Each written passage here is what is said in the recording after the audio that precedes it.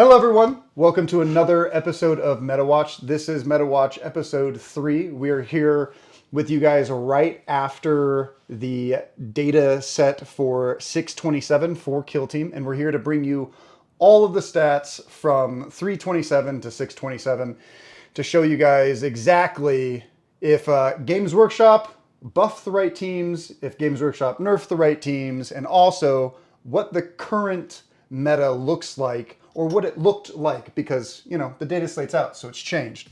But welcome to the best damn stat show here on Terra.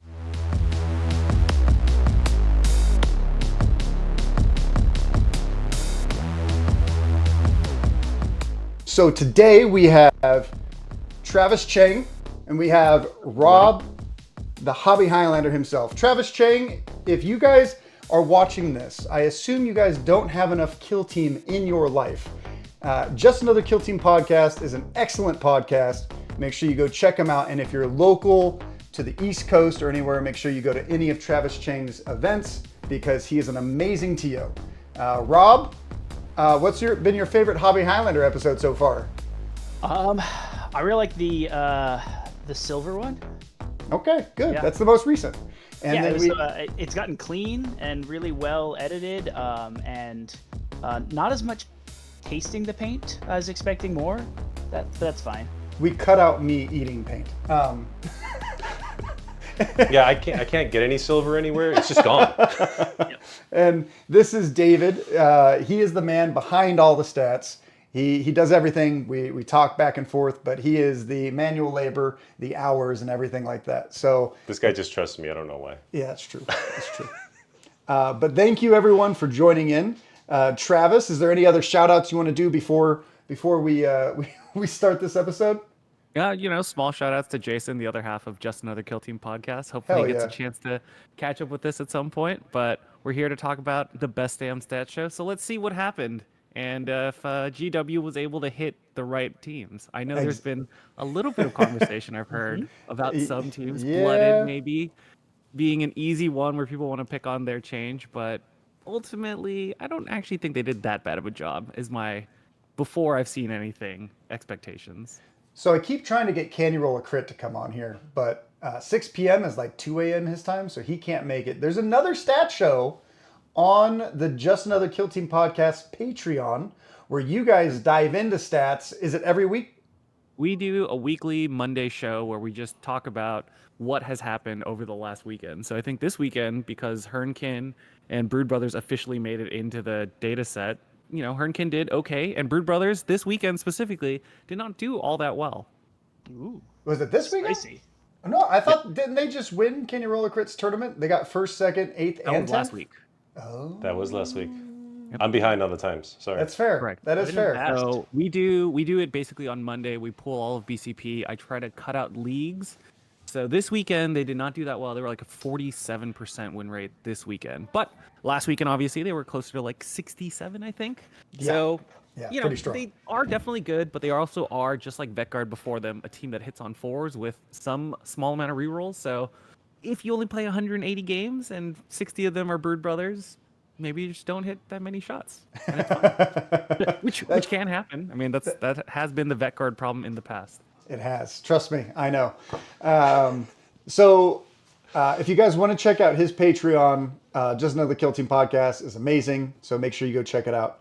We're going to dive right in. So the MetaWatch has some very specific things that we look for in tournaments, and we also cut out leagues. We cut out quite a few other, a couple other things. Like there's been a couple tournaments that have been really suspect in the past.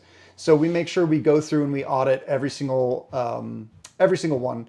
And for all the TOs out there, for David's sake, please start including secondaries in your metrics. Otherwise, he has to go into each individual pairing and pull them manually. It's better to add in secondaries and just take out primaries. Like, it's much better for this guy. Okay, if you don't care about David, keep doing whatever you're doing. I just have PTSD now, so thanks. I'm gonna go. We just got to get a BCP to give us a better API. instead of Yes. having us Yes. scrape everything That manually.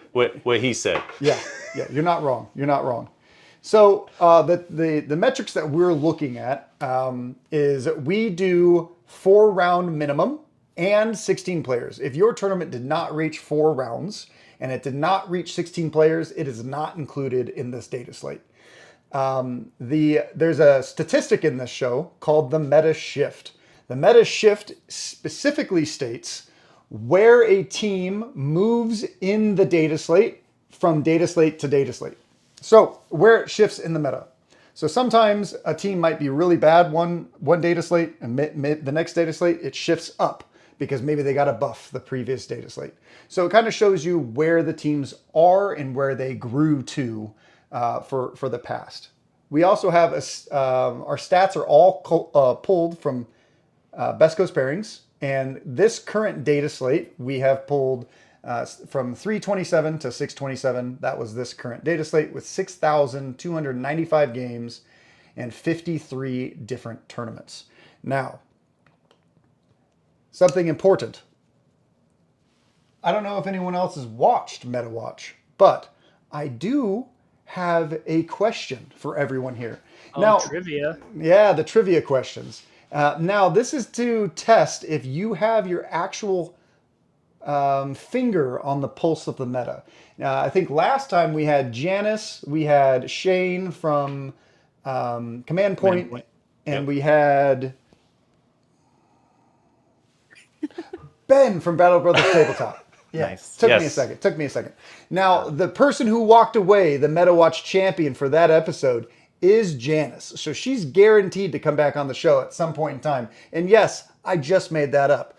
All right. So the very first question we have for everyone before we get into it is which faction dropped the most in win rate since the last data slate? So this is going to be your meta shift. Which team used to perform really well and has dropped significantly? Is it A, Chaos Colts, B, Blades of Cain, C, Higher Tech Circle, D, Breachers, E, Nemesis Claw, or F for Void Dancers? Man, really making a fail. 6-way choice, huh?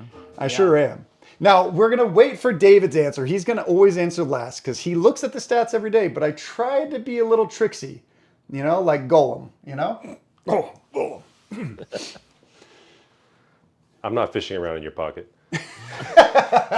Not yet. I got my guess. What's your guess, Rob? I think it's going to be Blades of Cain. Blades of Cain, the highest drop. Okay. How about Breachers. You're going Breachers. And how about you, David? I'm going Void Dancers. Going Void Dancers. Well, you're all wrong. Surprise. It is Chaos Colts. Dropped the most, maybe not the most percentage points, but from where they were to where they currently reside. So They get nerfed in the Q1? They lose an operative in Q1? I believe so. That would make sense then. I just don't remember exactly what happened in Q1 at this point. Or when it happened, yeah. Yeah, it was quite a while ago. So we have Brood Brothers at a 59% win rate. Now, we're going to look at some other stats throughout this episode. Specifically, we're going to look at... oh, this is not right. Sorry, everyone. It looks like that's going to be a problem. So we have Brood Brothers with only 40 games, but they are the top of the win rate. Unfortunately, we have to include them because they came out this data slate. Also, the Hernkin Jaegers only have 12 games. 12, wow. And they are also up there. Doing pretty good with 12 games, yeah? Yeah. Not bad. So there is a couple caveats. There are some very unpopular teams. There's something else that's pretty important that I kind of glossed over. The things that we're going to look at today to see our squad games rankings, to see if kind of like where we rank the teams ultimately for the past data slates and where they currently reside, are going to be, we're going to go with a general statistics. So that's going to be win rate and placing percentage. Then we're going to go over performance. So how is a team scoring? Your average points per game, your primaries, your secondaries, then your competitive stats. So how many tournaments have they won? How many, and a few other statistics. And then we're going to go into their popularity. The reason why we use popularity is specifically because if a team is insane, but no one's playing it, it's not a problem. If a team is super popular and insane, then it's a problem. So it's very, it's pretty interesting to think about statistics in that way. But next up, say that, but they did nerf Chaos Cults, and I don't think the Chaos Cult play rate was ever that high. It was just really high for the most competitive players at tournaments, I think. I think that according to these stats, Chaos Cults might even need a buff. They're pretty they're pretty bad right now. We don't need that summer back. I think we could make them more interesting in other ways. I think the old way of playing them was just a big stat check that you deterministically got around. I think now with all the extra damage that you take for just playing, there's probably ways to make maybe winged more interesting or give them some other power instead of just being, stuck in a bad spot. Absolutely. But I don't even know how bad they are. Like nobody plays them. Nobody played them before. The only people that played them were people who wanted to win. That's about right. That's about right. David, where is the Chaos Cults mostly being played right now? You know what? This is the one time that I didn't look at all these stats and know this off the top of my head. That's fair. That's fair. I want to say the last time I saw them was Spain. Yeah, I would say that. And I think Russia's also played them a couple times this data slate. But to be honest, if we look at the stats, they have only a. Where are They're not they? doing that bad. They're like 48%. No, they're 17. It's just that nobody wants to play them. They have 46 games. So check this out. Brood Brothers has been out for 2 weeks by the time that all this data was pulled. Okay? In 2 weeks, Brood Brothers almost have as many games as Chaos Cults in 12 weeks. 12 weeks. They played 46 games. Yeah. That also is there were 3 lumped in people. with Brood Brothers are just a good value kill team box, and I think Ashes of the Faith was not a super high print run product, so that probably plays into it somewhat too. Yeah. So is there anything interesting that you guys want to point out here? There's a couple. Hand of the Archon jumped up quite a lot, right?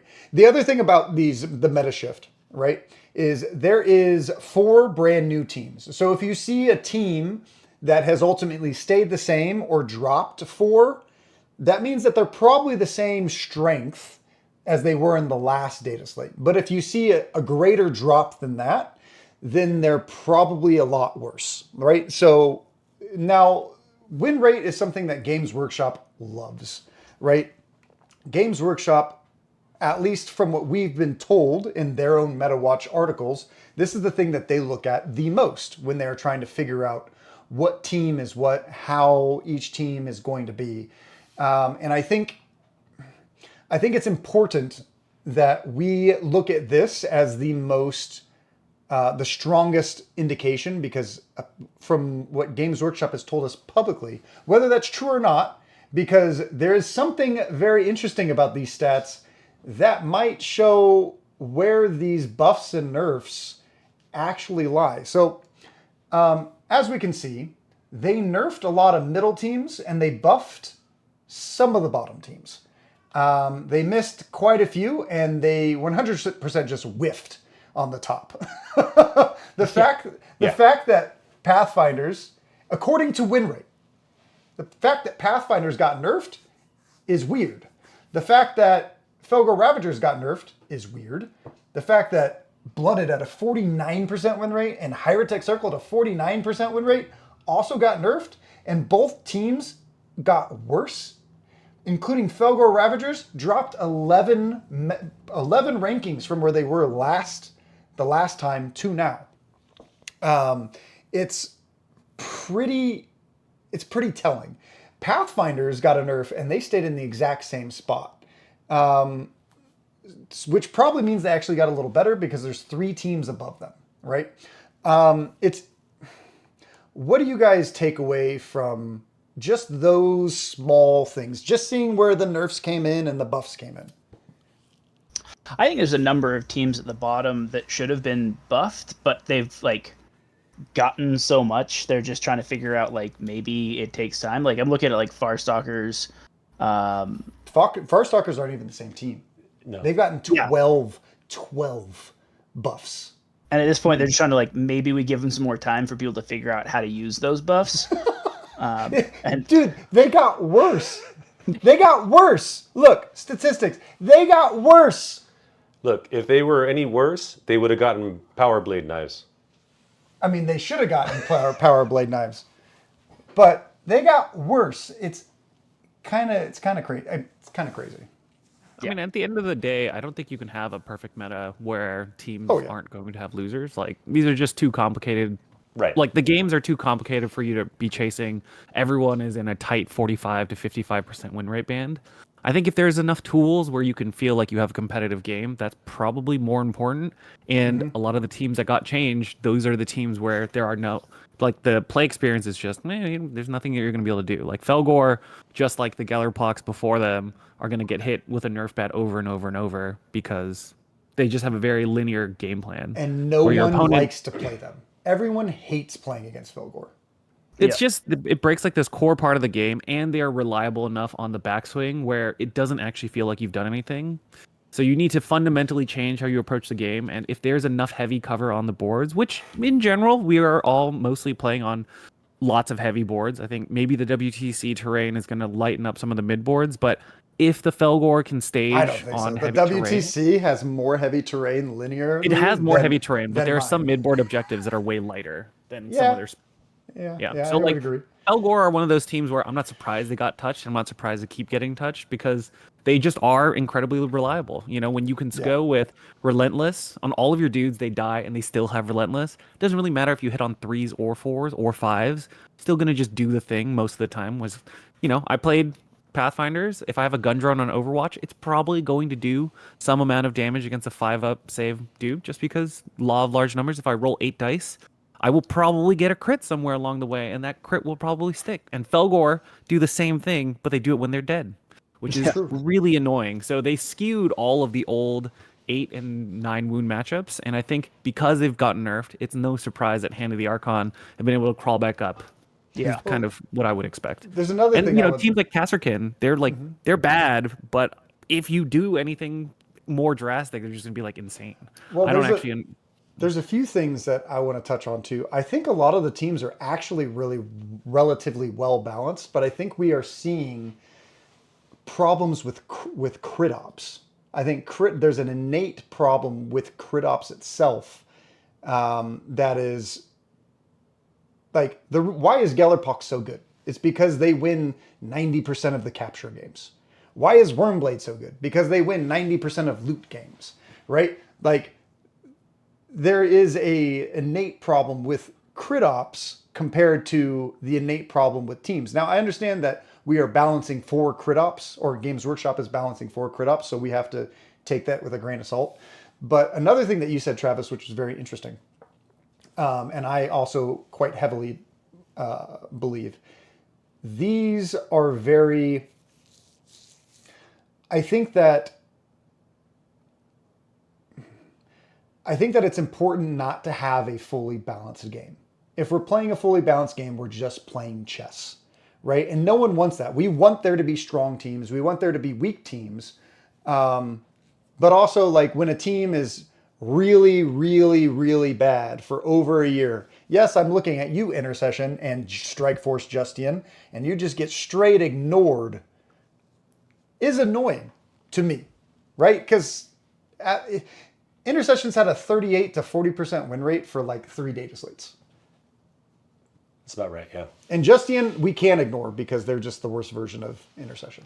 So, and for what it's worth, on the week to week, they're at big tournaments, they basically never make it. At the small tournament level, where there's like 3-0, like 3-round tournaments in new areas, me and Jason have seen Intercession and Strikeforce Justian just casually dump people. So for what it's worth, like, maybe it's fine that some teams aren't going to be good at big tournaments. Maybe it's fine for you to have to size up tactically into something like Phobos or go over to Nemesis Claw if you want to play your elites. Like, maybe that's fine. It might not be the way that everybody wants to play, but as far as like people having fun with these teams, from what I can tell, all of these teams have been doing all right, except for Scouts. Scouts have basically just been on release, terrible. And Farstalker. I mean, look at this. For the entire time. I mean, Farstalker do have players that have managed to do well with him. Like in Texas, Alexander S has been able to win a couple tournaments. So it's not like it's all doom and gloom. It's just they are an extremely unforgiving team, even though they have 12 operatives. So you really get punished for any mistake, and everything's got to go pretty okay. So Yeah, he did I'm really well at Dallas. He did really he did well. well I at think Dallas, and then he went 4-0 at the next tournament in Texas that got him a golden ticket. So for as much as they are not the best team, they are substantially better where they were, and they probably are actually fine. They're just super duper hard and very unforgiving. They probably do need another tool for the elites matchup because that has historically just never been fun for them, and it still remains unfun. I would Yeah, agree. and that's crazy that even though they're like bad against elites and elites have been dropping in popularity, they're still stuck at the bottom. Well, they're also bad against the 10 wound Yeah. breakpoint, and that's just been Felgor and Commandos. And And now Scouts. before the Commandos nerfs, it was impossible to beat Commandos. And then after that, it was Felgor. Felgor basically also impossible because you can't hit 10 wound dudes with 3-4 weapons. Doesn't matter how many attacks you have. If they 2-tap you, you're gonna have to spend 2.5 guys, and then they frenzy and kill another guy. So that matchup has been impossible for them, and that has never changed. So, and now they have Scouts. The 10 wound breakpoint check is really rough, and Farstalker are fine against hordes, but even hordes struggle against the 10 wound stat check teams right now. So, Yeah, Scouts. yeah, the new commando, they're not quite as good as commandos. Like they are way more permissible on getting shot and doing all the other stuff, but they do stat check you pretty hard, and if you're not paying attention, 4 dice on 3s, 4-6 with balance, and a million other reroll rules is going to slap the shit out of you. Yep. Absolutely. So getting into a couple of these teams that we've seen shifted, the really big numbers, some of the small numbers, it is what it is, right? So we can see Felgor dropped 11 points. We can see Hunterclade rose up 12 spots, which is quite a lot. Chaos Cultists dropped 13. Commandos dropped 13. Vetguard dropped 7. Blades of Cain dropped 12. Corsairs got way worse. And Breachers just fucking suck now. And then we have Hearthkin also getting worse. It's interesting to see Farstalker getting a relatively like decent sized buff compared to some of the stuff we've seen recently outside of the Scouts buff. But they got a relatively big buff and they still got worse, which is Well, did they weird. get worse, or did we just add 4 more teams? I mean, they stayed the exact I kind of same. feel like that, to They be stayed, honest. they stayed the exact same of poor performance, and they're not better than the top than anyone else. Because essentially they were second to last time. They're second to last this time. I think Intercession or Justian was below them. But as we can see, Justian had 39 games. Some of the other big numbers to mention, Commandos have 388 games. They're the most played faction this data slate. Nemesis Claw with 362. This one's interesting because when we did our 6-week update, they had 160 games. In 6 weeks, they gained 200 games. I'm pretty sure I can guarantee that Nemesis Claw is going to be the most played faction in Kill Team going forward. At least They half have of those been the games were most the played Midsummer faction Mayhem. for like There multiple was a lot weeks. of people there. Yeah. Yeah, just on the week to week, they are definitely the most popular team by like a large margin most weeks. Yeah. How much of that is I think- people with the new box, or just like proxying their old Legionnaires? Probably both. All the Legionary players switched over. I think everybody mostly knows that Nemesis Claw are the best elite team if you can finesse all the rules, just because they automatically win against other elites. They do have new weaknesses like APL modification, but they also just slap the shit out of smaller teams, Almost. and they are very popular. And the new models are the classic as crisp. We've always They look people have good. always wanted silly little Batman wings, and guess what? Yep. They look great, and you get like 12 of them, so you can do whatever you want, build So however many you Batman want. wings. Yeah. Like 11% of the meta this weekend. Yeah, it's pretty big. And it's been lot. kind of that way for I think almost every other week. Like they are definitely up there. And no one gets close. It used to be Commandos at like 7%, 6% of the meta. Now it's just Nemesis Claw everywhere. Yeah, it's quite a popular faction currently. So we're going to move on to our next slide, which is going to be placing percentage. And placing percentage is specifically how many tournament showings did a team have divided by how many times did they place in the top. Now, what that specifically means is our top placings, we don't just do first through third. We do top 10%. So like LVO, we had 13 placings, which is objectively less percentage-wise than like a 16-player tournament where we have to take 3, right? I think that's like 20% of the meta or something like that. So we try to keep it to 3 or 10%, whichever is greater. So that is important. Now we're going to go on to question 2. Everyone's sitting at 0 points, okay? So I want to see if anyone can grab this one. So which faction has gained the most meta shift points than any other faction since the last Dataslate? Wait, This is specifically for placement ratings. So which team has gone up in placement ratings more than anyone else? Yes, I'm bad at English. I did not use ChatGPT. I'm gonna say E, if I remember the week to E? weeks. Blooded. I remember Blooded doing very well multiple times. I think it's going to But- be Hunter Clade. I It's, think there's been like some like outlier Hunter Clade players like pulling in big wins. Okay. okay, so I'll go for a third option. I'm going to go for Star Striders. But Star I still think it's Striders. Hunter Clade. Okay. So the answer is Hunter Clade. Rob, the hobby Highlander, going to be the, scoring more points. There's only 2 questions left. The last question is worth 2 points, though. So we got to gamify it here at Squad Games. Do the Get it? points matter? Can we improv to increase our score? How does that work? Maybe. Okay, that's fine. Yeah. Let's do it. So placement percentage. If there we go. There if we the go. hotkey, if the hotkey will work. Yeah. This is interesting. So Brood Brothers, obviously at the top of the meta, they have very few tournament showings and also few placings, 4 and 2, but mathematically they are the top right now. Mandrakes sit right below them at 48%. Now, what this means is that half of the tournaments that Mandrakes show up to, they podium or they place, which is objectively a problem. In fact, Commandos were at 52% last time. Mandrakes are right where Commandos were, and they are super, super strong, though maybe Scouts may give them a run for their money because of math. But currently, they are dominating things beyond a shadow of any doubt. Get it? Shadow? Yes. Okay. Oh yeah. Okay. That's something to do with darkness, right? Yeah. Oh, I got it. Yeah. So it's interesting. There's a lot of other teams up there. Pathfinder's doing really well, jumping up a lot in the meta shift ratings. We have, sorry everyone.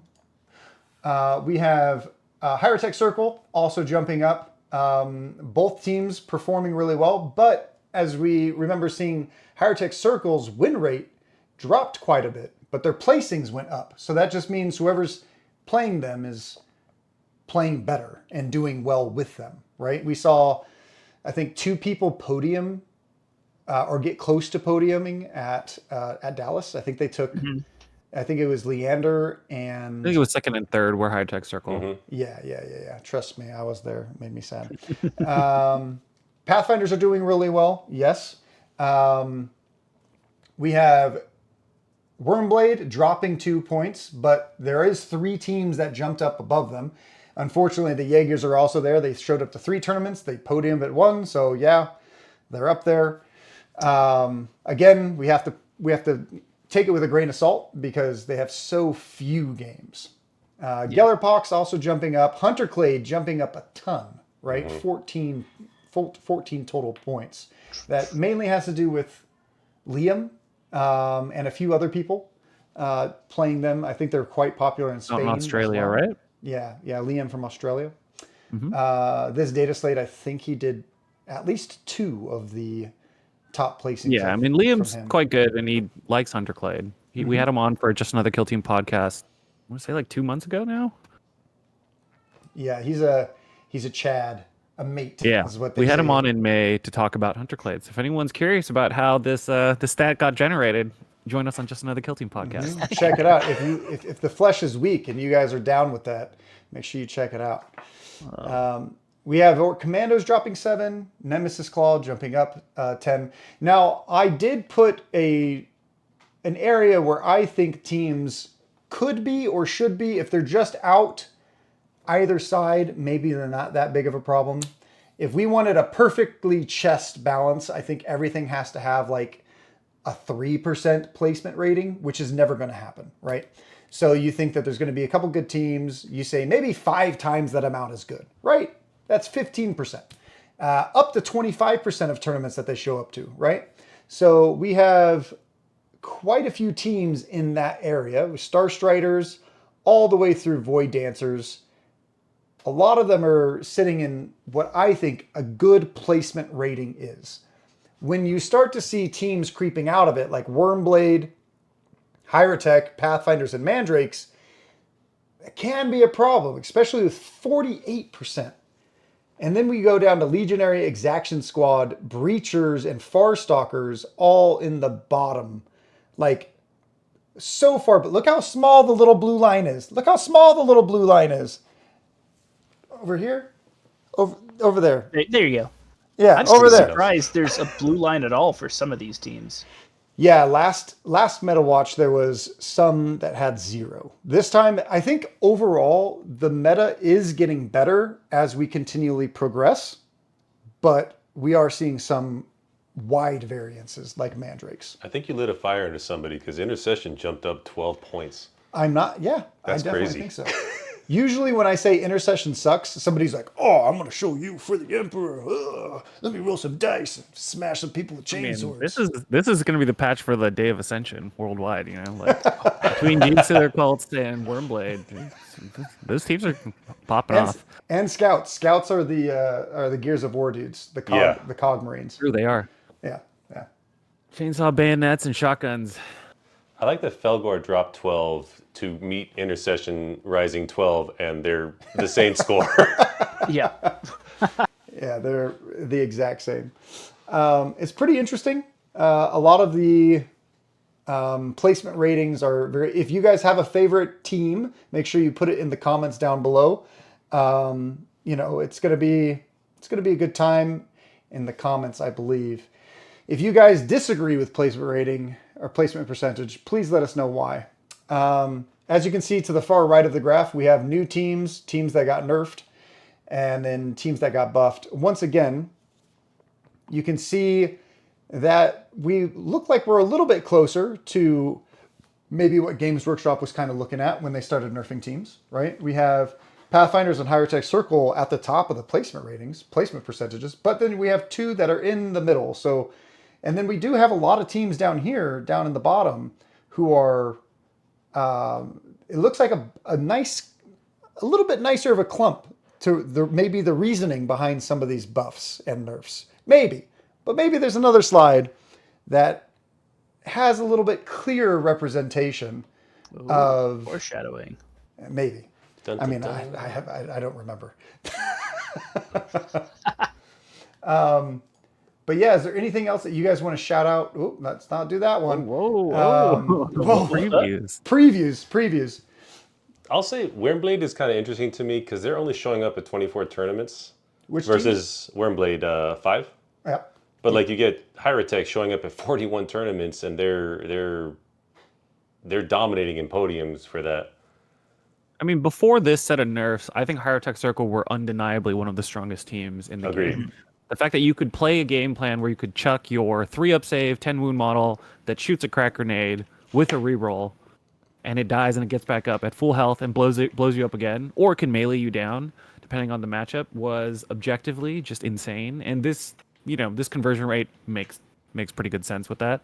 Mm-hmm. As far as like the Mandrakes go, I know they have done very well, but they are very inconsistent as far as the broad win rate goes. So when they show up at tournaments, sometimes they do very well, and then for a lot of people who are still learning them, they're not very good.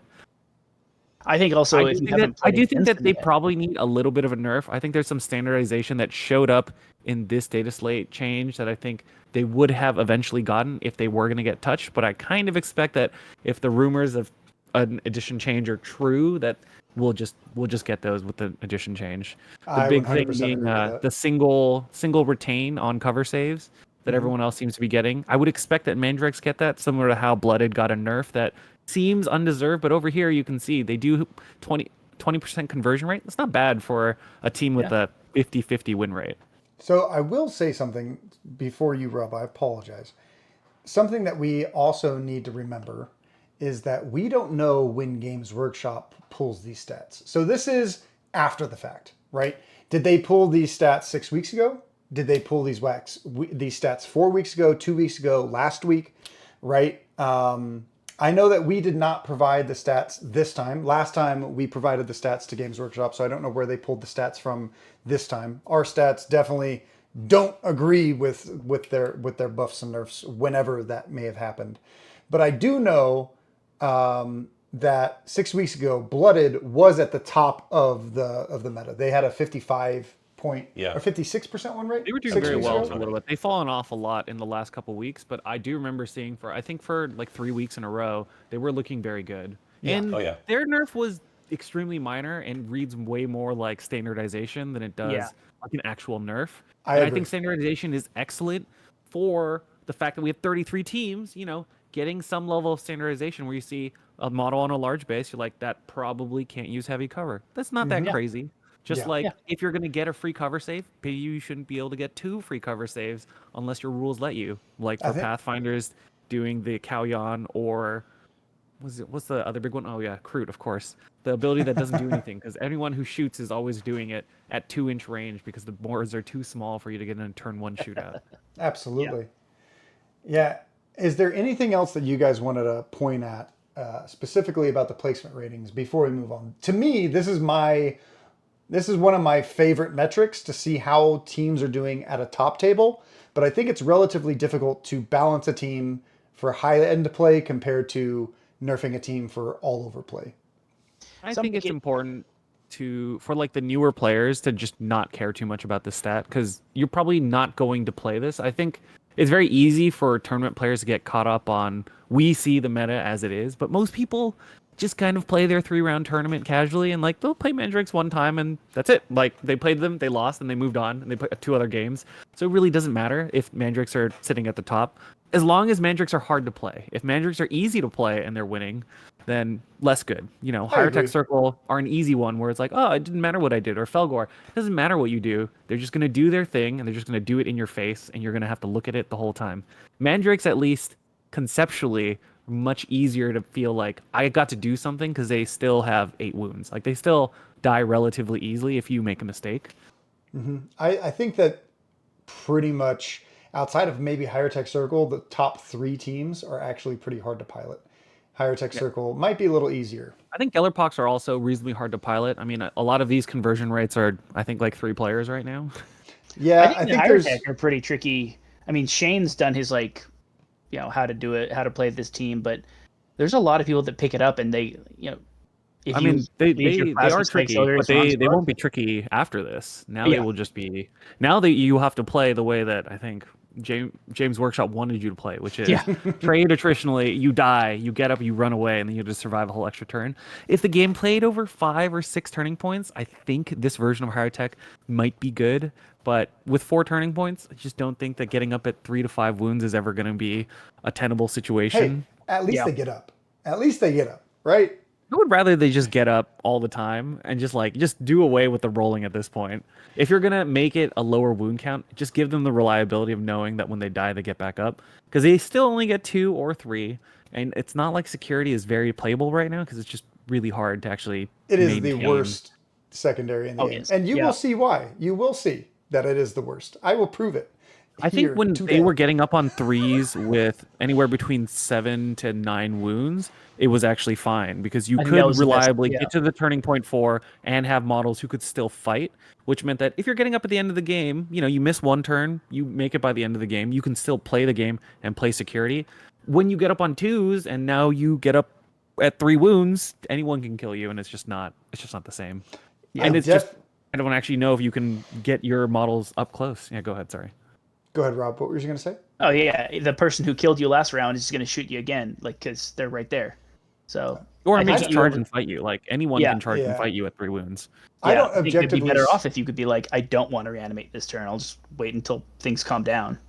Yeah, I definitely don't think that that's like a problem in itself, right? I think that like if your model died, it died. Like your model gets to come back up. If you're gonna come up with more wounds, it should be a 3-up save to come back, or a 4-up, or whatever it is, right? Like they shouldn't have the best of every world. I If your don't think model's that they already coming back, you're already coming back with like a 15, 16 wound model now. Like you're eating up another APL from an enemy team to still kill that model. So it's still definitely a trade that players have to look at. I mean, now Technomancer has an actual use compared to before, where Technomancer was like the redheaded stepchild or the black sheep. Now it actually is valid to take it. No injury is important, and being able to res at 1 extra wound does matter. It's just probably doesn't matter enough for that playstyle to be good. What do you think, Yeah, David? that Anything? Chronomancer is still really juicy in the game. I'll say that, okay, well, Rob and you guys know how I play my Phobos, like a dog with a new shiny squeak toy. When I play against Hyrotech, I actually play Phobos like they're meant to be played, and I've always done it that way. I am terrified of that team. I was like, okay, we have to be sneaky. Hyrotech are a very good team, or they were a very good team. Now they're like a decent team that will require massive amounts of skill to play, because you can't just chuck your dudes up and make your Despotech someone else's problem after it's killed 2 models, which is definitely a thing you could do with a Chronomancer before. Having a Yep. lethal Yeah. 5-up, 4 dice on 2s, reroll your first miss, chuck up with a 12-inch charge, kill a dude, and then crack grenade someone with rerolls. That was very, very powerful. And then when he died, he would get back up at 6 wounds and then just blow someone else up. And you're like, all right. It's funny. My wife is on the other side of this window right here, and she just like did a blue steel look at us. It was good. It was good. I apologize. She could turn left. Yeah, she can turn Yeah, left. I'm actually pretty happy broadly with where the changes ended up and how the meta feels. I know that mandrakes are probably maybe a little bit overtuned, would be my expectation, but they're not so overtuned compared to everything else that was overtuned in the past. Like compared to when Commandos and Felgor were the best, I think it's fine. They've got bad matchups. There's at least that. Like you got I some would- teams that are gonna give them a hard I time. mean, I think Mandrake's worst matchup is Scouts now. I think they pretty much beat most other things. I think, especially seeing them run at Midsummer Mayhem by quite a few people really, really well, including Jimmy Kelly. There didn't seem like there's anything anyone could do to stop them. Maybe Wormblade has play into them, but I think last Meta Watch, I said that I thought Gellerpox and Wormblade were going to be the best teams. And they didn't get touched, so they are at the top. I think they're going to stay that way, and I think we're going to see Mandrakes and Brood Brothers, them all have like a little, evil party Party up together. top. Yeah. That'll be interesting. Before we go on, Hyrotech were really good against Hyrotech was really good against Mandrake because they've got that 4/5 shooting. But now they're not as much of a threat. so we're going to move on to the next slide, and then we're going to have 2 more questions before we move on. There's 6 total slides, so we've gotten through 2. And here's the next one. This is Kill Team Performance. So this is their average score, primary and secondaries. Now, we used to, on this show, do a breakdown of each one, but I put them all in one slide to confuse you. And if you want to just pause it, you can look at it. But we're going to go through it together because it didn't make as much sense. And I didn't want to make as many graphs this time, but I ended up making just as many anyways. So Kill Team Performance, we have our average scores are on this column. Average primaries are in this column. And then we have average secondaries in this column. So if we look at secondaries first, we can see Vetguard only has security averaging 3.53.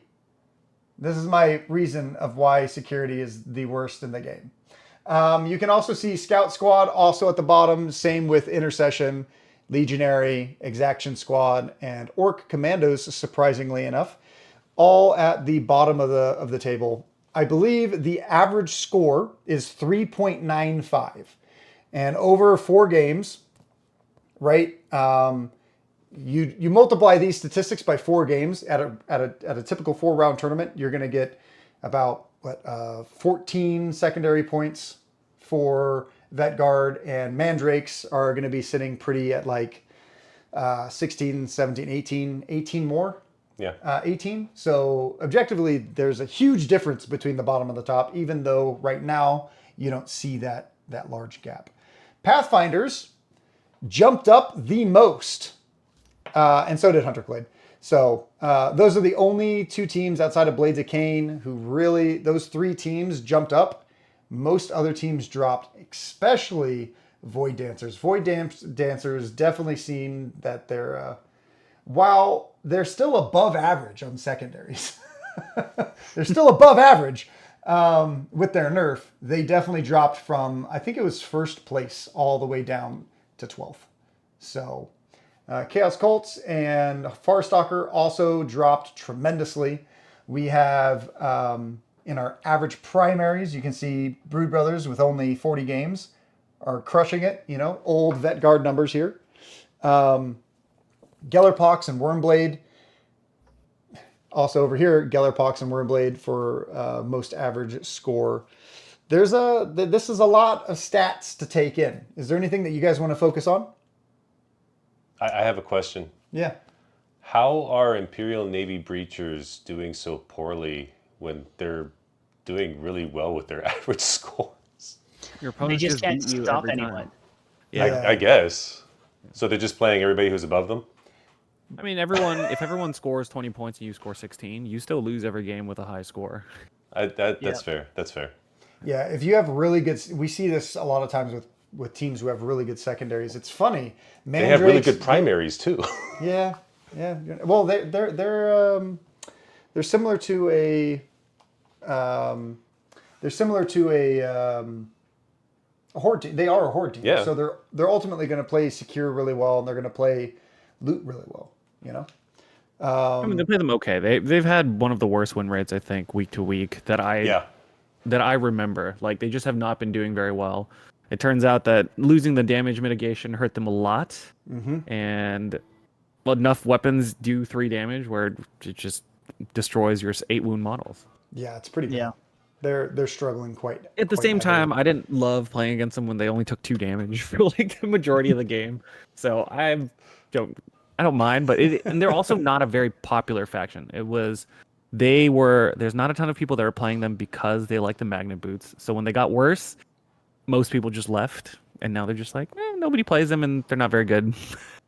They all jumped. And they're not a Brood threat, Brothers. so Yeah. everybody just lets them score their points. Yeah, You score more.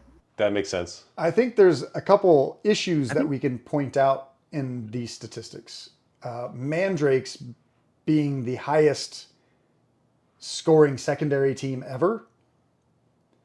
I mean, seems like honestly, a I'm shocked pretty they don't big have a problem. 6. They're so easy to score secondaries. Yeah, but also New players. Farstalker, who everyone would assume be a really good at scoring secondaries. While our 6-week update, I think they were at the bottom. Wow. But they definitely jumped up quite a few placements since our last episode. But they are still 3.78. Pretty low. They dropped 17 points. And then we can see Gellerpox and Wormblade, both the best at their crit ops mission, doing really, really well. And Void Dancers, surprisingly, doing amazing at primaries. Amazing. Because they can still kind of fly. I mean, it turns out that they have not done as bad as everyone would have expected week to week. Their tricks are still there, but now you have to actually play the game by actually knowing your climb and drop distances, and you can adjust to it. And there are ways to kind of like cheese it out, and they do have a handful of spots that they can do a climb with a drop that other teams can't. So, for as bad as the nerf was, people who are still diehard on Void Dancers have been okay. I think generally when I see them pop up, when they do get played, they're almost at a 50-50 win rate. Yeah, they're So I'm not playing not like very much. very surprised by this, just because I have been watching things kind of change up week to week. Travis, does anything, since you've been doing a weekly stat show, does anything stick out on this one? I think the Mandrakes are one that I am not surprised that they're doing very well, but it is interesting to see it kind of laid out as an actual number. Because they have done well on weeks, and they've also done not very well on weeks. But if they have very, very high average secondaries, that is like a whole point gap that most people have to deal with. It's interesting to see Farstalker down there because their whole shtick is I score six points on the end of 2. Yeah. But maybe not everyone is able to execute that because it is harder than it looks like, and some people can try to react to implant. Hearthkin Salvagers, I think, have done pretty well in random weeks. Like, they have weeks where they stick out. So it's cool to see Hearthkin Salvager up here at 4.7 or 4.17. Like, they have been good week to week. And there are a handful of teams that I feel like are good enough that players have to learn how to play. Warp Coven being one of those, where to play the team, you need like $200 worth of models, which is just a lot for people to do and kill team. And like, the team is still very hard. Like, you could have all of the toys, and it's still incredibly hard to actually play the team. How about you, Rob? Is there anything stick out to you in this one? I think I'm just trying to make sense of this Farstalkers, and I've been like, so for those that don't know the Farstalker can't play, make sense. balance the books, right? You max one tack up, you get an additional victory point. You max your second tack up, you get your 6 point. But if you just score 2 tack ups, that's it. You don't get anything from balance the books, right? They also, it does say in balance the book that half of your team has to be alive. Correct. So Okay. I think something that I've been calling out as Games Workshop loves to give buffs to teams that I feel are just the wrong buff. Like, they're like, hey, Kroot, let's make him more killy. Kill it. And then ultimately they just they die too fast to score. Look at their primaries were really low last time. Yeah, their primaries are, again, the worst in the game.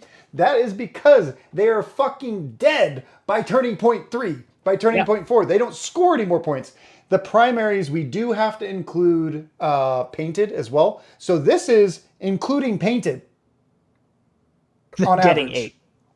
On average. Yeah. So they're dead by turning point 2, then turning point 3. So no wonder why. You should have a stat for furthest, for like the largest cluster outside of the average for teams. Because I am curious if like the best Farstalker players are actually hitting the 6 point I think gap. that's the spread. You're seeing a lot of people getting 1 and 2 and like 6. There's probably nobody getting 4 or 5. If that's a thing that you could tease out.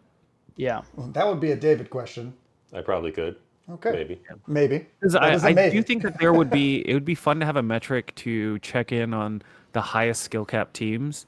Like the teams where a handful of players do the best, because I feel like Gellerpox are one of those teams. Gellerpox are a handful of players do well, and then a lot of other people don't do well. Pathfinders, similar, maybe not right now. And then Farstalkers, I would expect like the handful of players that do go 4-0 at tournaments are probably doing substantially better compared to their near peers. So I'd be very curious to see if that's possible. It probably sounds like a huge pain in the ass because we do not have a great clean data set, but would be kind of cool. You should see our back end. Our back end, David has meticulously massaged. I've heard enough about David's back end to be massaged. I mean, Thanks, Rob. I appreciate that save. Does not do a great job of giving you nice clean stats. Yeah. No, they don't. No. Could you also pull up like which teams are most or least likely to be painted? Because that'd be an interesting when you get to meta chasing. We definitely. Well, I think it's difficult because not every TO includes painted, because they're like, let's not include painted because we want to make this friendly. But here's the thing: just include it anyways, because then we could pull it out if every single TO included it. The problem is that when TOs don't include it, we have to just average it. There's no way to actually pull out a real primary score because BCP does suck balls. So it is what it is. I'll say another thing is them not including it is usually what keys me into a false buy game. You'll have 2 points on one person and then nothing on the other person. It's like, this is not. When you include 2 people that aren't actually at the tournament. Yes. And to increase your numbers. Yeah, we've seen that quite a bit. We do. I would say something interesting about the overall points, which is probably more important overall than primaries and secondaries. I think when you look at primaries, is a team sticking around for a really long time, continually scoring points? Secondaries is how efficient is the team at playing their faction tac ops and their actual tac ops. Overall score kind of sums up everything. We see Chaos Cultists dropping 25 points to 27th. It's pretty No, okay. Pretty bad. Chaos Cultist was played by 3 or 4 people for the longest time, this data slate, and now we have more people coming in, and they're just not those 3 or 4 people. That's true. At the beginning of the data slate, the Chaos Cultist players did have Ridiculously the highest win rate at such small numbers. They were just, whatever tournament they went to, they would just win. It was pretty fascinating. I think that's why I still say Chaos Cultists are really good, but only in very specific players' hands. And probably in also specific metas with terrain that kind of fits them. We also see Commandos dropped a lot. That makes sense. They got a relatively large nerf. Also, Corsairs dropped a lot. Some teams that really got a lot higher was Breachers, Hand of the Archon. Hand of the Archon is going to be something that you're going to see a lot in this. Hand of the Archon definitely continually gets stronger and stronger and stronger every single data slate. Not sure why. Maybe it's just a high skill cap team that players are getting better. I think it's really that their bad matchups have been getting nerfed over and over. I think it's like it. like Commandos and Felgor were like literally almost unwinnable matchups, and they've just been continually getting nerfed. And like the Felgor nerfs this time probably will help that substantially, because now they're not just a dead goat is not just randomly killing your 5 health Hand of the Archon guy. Like it's definitely possible that you can actually unfrenzy them. It'll be even better now. We also see Pathfinders jumped up quite a lot, and so did Hunterglade. Pathfinders have been really interesting. They have a decently high win rate, but they don't score tons and tons of points. But it's because they shit on their opponent so bad. The opponent just They're the reverse Breachers. They've never been a high scoring team though. Like even when I was doing very well with them in the past, you win your games, but you don't have a chance to go score high because you have to chip away at your opponent with guns. Like you don't have those crazy turns where you hero play and kill 3 guys with 1 model, and then the game just kind of ends and you just run away with it. You do have to just shoot people a bunch. And on the other side, playing into Pathfinders, you're like, oh, I could tap that point, but that guy's gonna die because there's no way to stop him from not getting shot. So I'll just hide and let like if Pathfinders were designed now and they had access to seek and destroy, it'd be a different game. That's definitely one thing about the new teams I don't super like, is that everyone is just getting all the archetypes now. Yeah, it's stupid.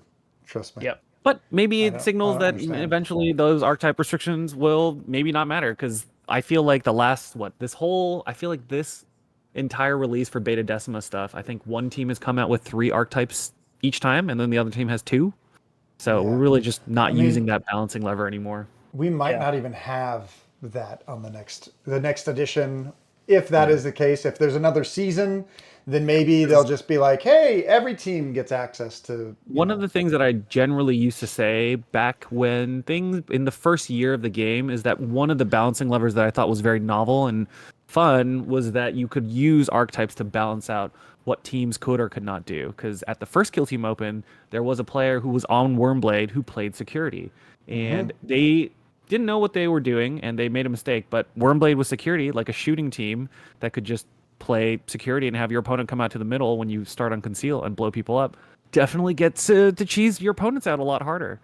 Like Pathfinders in that first edition, if I could play Seek and Destroy and just blow people up from far away, we've just scored 6 points every game. But instead I had to run up on Plant Transponder or Secure Vantage and get shot while I was doing it.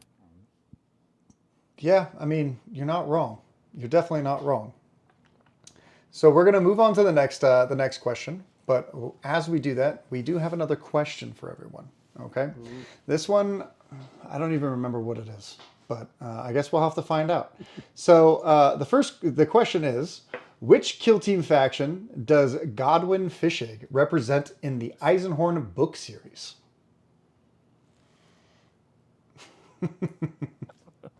I didn't do the Wednesday night. Oh, screwed. I missed it too. Oh man, this is funny. We have a book. Possibly be the Inquisition, right? Because that would be too obvious. So I'm just gonna.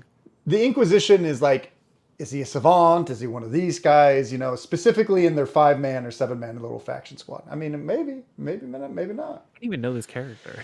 We have a book club, and we're currently reading the Eisenhorn series. So if you guys want to join us, I think on the 10th or the 11th of July, you can join us on our Discord, and we open up a voice chat. We all talk about the book. We're finishing up Eisenhorn. We just finished the second one, the first part. But yeah, this is Eisenhorn has a lot of Kill Team in it. So I'm I gonna think go got with the my answer. Cassican. I don't Exaction actually know. Squad. Okay. All right. Rob's just taking all my choices, huh? I'm gonna make him be a vet guard. A vet guard. All right. The answer is Exaction Squad. I So have read Rob. it. It's just been a while. That's So not, Rob You're is just running. better than us. Rob is running away with it. This He's is- I running don't think we away. can even get. We can't even You catch can. up. Even You with can 2 tie points, now. we're done. You can tie now. You can tie. Dakotah, I I'm can't. expecting I'm to out. hear the Hobby Highlander music every time I get it right. Oh, It's in that my works. head out here. Look, I know so little about this. I've been calling him Fish Egg this entire time. Thank you, audiobooks. Yeah. So we're going to move on to the next slide, which is our competitive stats for Kill Team. And then we go to popularity, and then we go to our overall squad games rankings. So competitive stats, we have, there we go. So this is their win percentage, their placing percentage, the tournament wins, top placings, undefeated count, wins, losses, and ties. This over here is showing the tournament wins and top placings. So we have in first place, surprisingly, or maybe not to some, we have Pathfinders with 6 total tournament wins and 11 top placings. So that means that they've won 6 events and they've placed in 5 others. Okay? Commandos have 5 tournament wins. 5. It's not like they've gotten worse, everyone. I think our very first meta watch was, do Commandos suck now? The answer is no, they don't. So they don't. No. They're smashing in Spain. They're smashing in Europe. America has yet to refine their gusto for Commandos, but they are still very, very strong. They have 12 top placings as well, and 9 undefeated counts, and also the most played faction. That's the highest undefeated. It is the highest undefeated. Ooh. Yeah.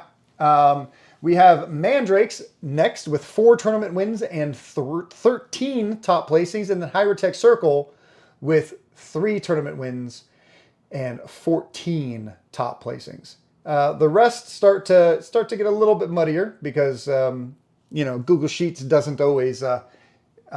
You can't filter 2 results, just 1 result. So. What is going on with Hand of the Archon with 4 undefeated and 0 tournament wins? So that typically means that they ties are at the top end. ties, or they aren't scoring enough points to actually win the event. Yep. So they are getting second or third, but they can't get over that last hump in order to win, which is a very interesting statistic down here. The important thing for the stats that you guys have pulled out is you're doing at least 4 round tournaments, and a lot of 4 round tournaments that I've seen over the last 3 months have been, like 30 some odd players in like Spain or some other random spots where you get like 2 or 3 people that are undefeated. So you can have an undefeated but not win. Yeah, So that would be, I expect where these sorts of results are coming from.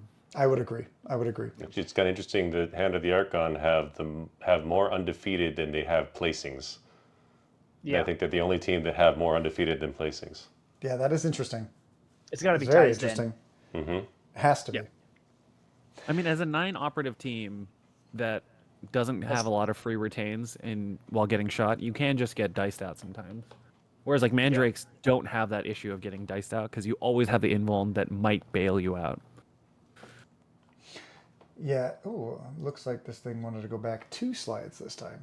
So this is the most interesting thing about some of the competitive stats is that we see Star Striders down here with 111 wins, 99 losses, 13 ties, 8 top placings, and no tournament wins. Not a Always single. a bridesmaid. Yeah, always the bridesmaid. Hearthkin, very similar. We have Uglier bridesmaids. Scouts. You know what sucks? Before Scouts got their buffed, they have just as many tournament placings as the Hernkin Jaegers, and the Jaegers have been out for 2 weeks.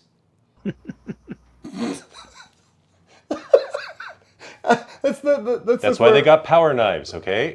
Where's the what are they called? The Brood Brothers. The Brood Bros. 15. They're at 15. One of the 15. Oh, there's a lot of. Yeah, there's a lot of 15s. Okay, so High win rate. but only, Yeah, they have a very limited number of wins of games as well, right? 25 wins and 12 losses. That's kind of drastic. That's a lot.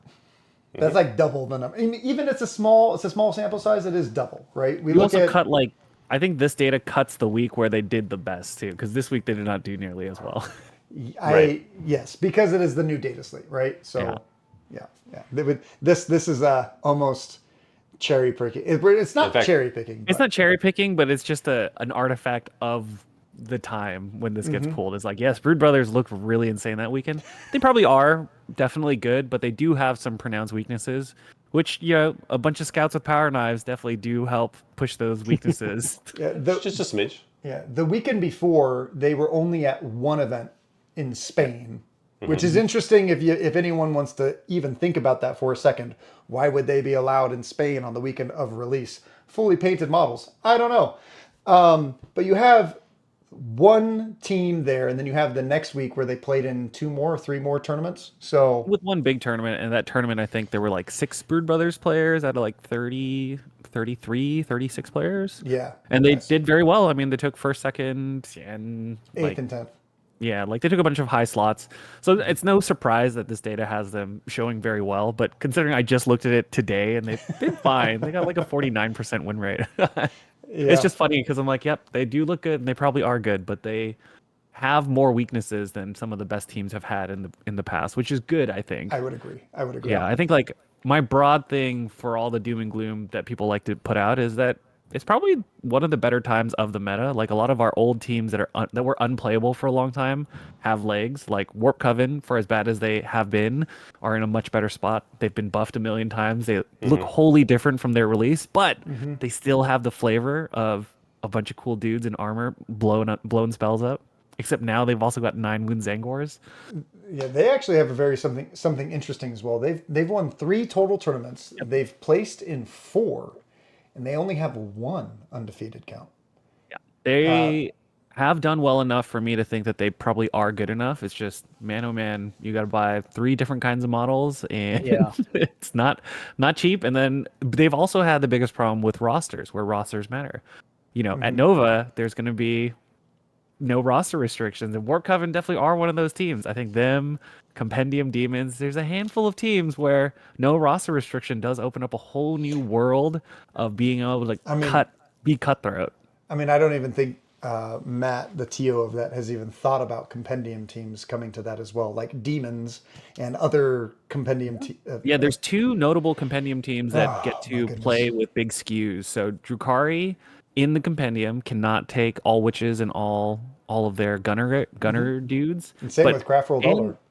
Yeah, but in some of the matchups, you probably do want to be able to do all of those things and skew your matchup. So it will be interesting because Nova is definitely going to be the tournament of the year that has this happen, where if some enterprising player really finds some scalpel that people have not thought about, they can take everyone by surprise, because everybody loves to talk about the meta, but as far as these stats go, a good player can still break past these stats, because it is still very much a game of player skill. I would agree. I would definitely. The fact that Hearthstone Salvagers for the last 3 months, every once in a while, there's like a single player out in St. Louis who's gone like 3-0, 4-0 at a bunch of tournaments. It's possible. You just have to play better. Yeah, I find that Hearthstone, we haven't seen any named players, I would say, or anyone that's like super popular, or who has won multiple events take Hearthstone outside of John Reese at Worlds, and they did not perform there, but they've got a couple buffs since then. So, they're definitely substantially better since then. This week they did 53%, and I think that as far as like the actual raw numbers go, they should be able to do it. It's just, you got to play well. That 5 inches of movement means that you really have to know where you're going on turn 1. Absolutely. I think they're going to have a comeback, because they've got, I think, Dakotah, you've said a bunch of times, but they've got like the great counterplay to Jaegers. And as people get used to playing Jaegers and being like, oh man, I can make 4 inches work. Well, try 5. Yeah, and you get to stop anyone from leaving their deployment zone as well. I find that the bigger buff than the 5 inches of movement. Yeah. Well, and This the sheet- locator getting the ability to make it non-obscuring, I think also is a big change that is pretty recent. But like you combine those, I think obscuring is becoming more and more of a thing. More people are getting smoke grenades or Mandrake fancy smoke or whatever. Yeah, Absolutely. Casterkin here doing pretty What is well. I obscuring? think Casterkin are one of those teams where their win rate is not great, but clearly, if you've got a good tournament run, they still can absolutely slap your opponents. But having played them a little bit and won last year at one of my monthlies, you do need to have fully thought out what you're going to do a turn and a half in advance, because you do need to be able to set up for winning or losing initiative and immediately repositioning out on turning point 2, 3, and 4. Because you can. And gotta knowing do what it. dice to push. Because sometimes I found that even with the more elite points, sometimes you just run out because you just push too much and not do it when it's needed. Yeah. So Casterkin definitely one of those incredibly high skill cap teams. They have been down in the dumps win rate wise, but honestly, if they did anything like giving them an extra operative, the team would just absolutely destroy everything. Giacomo's favorite thing is saying, like, when you do Cadia or whatever, you give them +1 attack. That might even be too much, but They already have enough attacks to do everything they need to. Like, you shouldn't be using 4 Cadia to fight a 5 attack operative. You should be running up after you reposition out of their charge range and then using the APL you had from the previous turn to melt a gun, Space Marine, and Power Armor. Yeah. one that I find interesting is Wormblade. They don't have a ton of tournament wins, but they have a lot of placings. They get stuck a lot at the top end. They've always been one of those teams where they are very good at the low mid tables, but then once you play against someone who plays around your rules, it is that much harder. They have gotten much better since then, and obviously they have been able to win a couple tournaments. But before, hate their rerolls. I hate it. but they would absolutely destroy people. You know, for the first like table, or if you lose a game, you're going to win in your next like 3 games because that opponent is like, what does your team do? And you're like, Yeah. everything. But I think they've that always Corsairs- struggled at the top tables. And especially against Marines. Like, Marine equivalents have always been a big issue for Wormblade. So eventually you would play an intercession player randomly and they would just stat check you. Yeah. The makes Corsair's kind of sense. interesting there. You got only 2 tournament wins, only 4 placing and 2 undefeated. It seems like, I mean, that's kind of the MO for Corsairs. Like, if you get lucky dice, you can roll, and if you get bad dice, you get rolled. You bounce yeah. on a knife's edge and you have no rerolls. So Corsair Void Scars, their most important reroll tactic is command point rerolls, and you try to save them for as much as possible. You can play around the map and play objectives, but at some point you're going to have to go shoot a gun. It's going to be 4 dice on 3s or 5 dice on 3s, and it better work or you die. Yeah. So Absolutely. it makes sense, though, that they're like, not a lot of people getting them to the top tables, but if it works I out, think you can get Mandrakes there. are the big, the big note around how Eldar teams have generally performed in Kill Team is that their durability is just high enough where you can just pretend like you have like 12 wounds sometimes. Yeah. Especially if you haven't, especially if you set up in a way where you're forced to start fighting twice and you don't have enough operatives to make that work. It's like Blooded make some sense against Mandrakes just because you have a couple dudes who can actually charge and overload the fights first in combat that they have. Yeah. But you do need a team that can go overload their CP for you to have a good chance against them. Yeah. I know we were talking about the Gellerpox win rate earlier. Orion and Candy Roller Crit think John John, Reese, yeah. they both have a 93 and 92% win rate between the two of them on Gellerpox themselves. Now, they haven't won a lot of events. I think they've won like 2 or 3, but that number still pushes them up quite a bit. Here, I believe almost all 3 of those, there might be one other person, but at least 2 of those are between Orion. I think it's all 3. All 3 are think it because is. of Orion and John Reese. I think 2 of them are Orion and one of them is John, I think. Yeah. I think John just had another one more recently, but like those are the only 2 people really playing Gellerpox and pushing them right now. Yeah. It's interesting, a lot of these competitive stats. There are some people who are just maining some of the teams. Like one of the Mandrakes wins is from Jimmy Kelly. Chris Baki won Dallas with Pathfinders. Yep.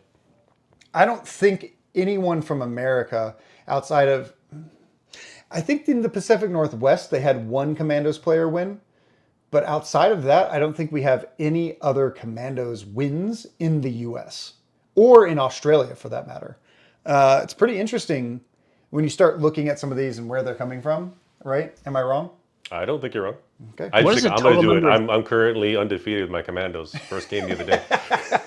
I'm taking them all the way. There you go. What's the total number of tournaments we see here? 53. 53. Okay. 53 tournaments for this data slate. Between the past two data slates, we have 110 total tournaments.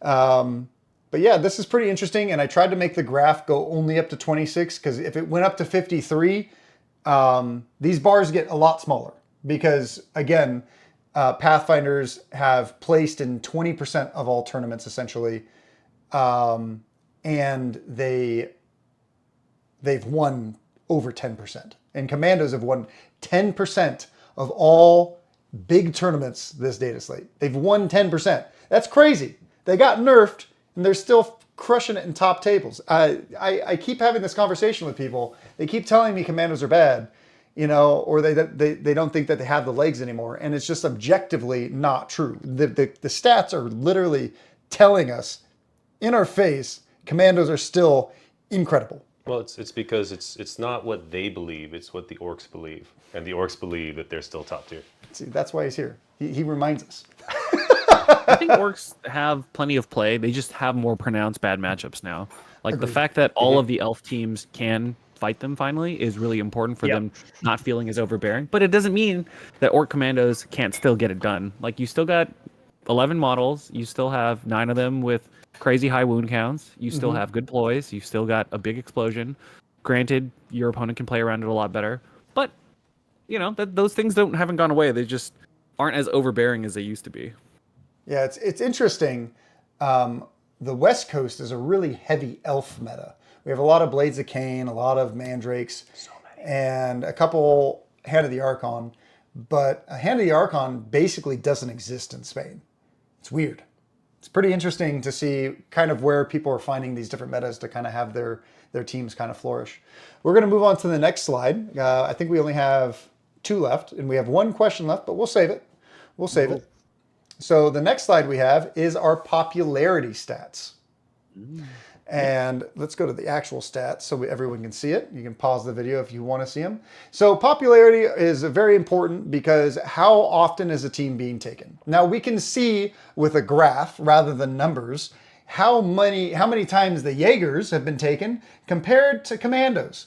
It's a huge difference, right? Huge difference. Same thing with Justian, Brood Brothers, and Chaos Cultists. When it's put into a graph format, we can really, really see how little data we have from Void Dancers troops, Chaos Cultists, Brood Brothers, Strike Force Justian, and Jaegers. In fact, I would say that these stats could almost be completely ignored because of how little amount of data we actually have from the team.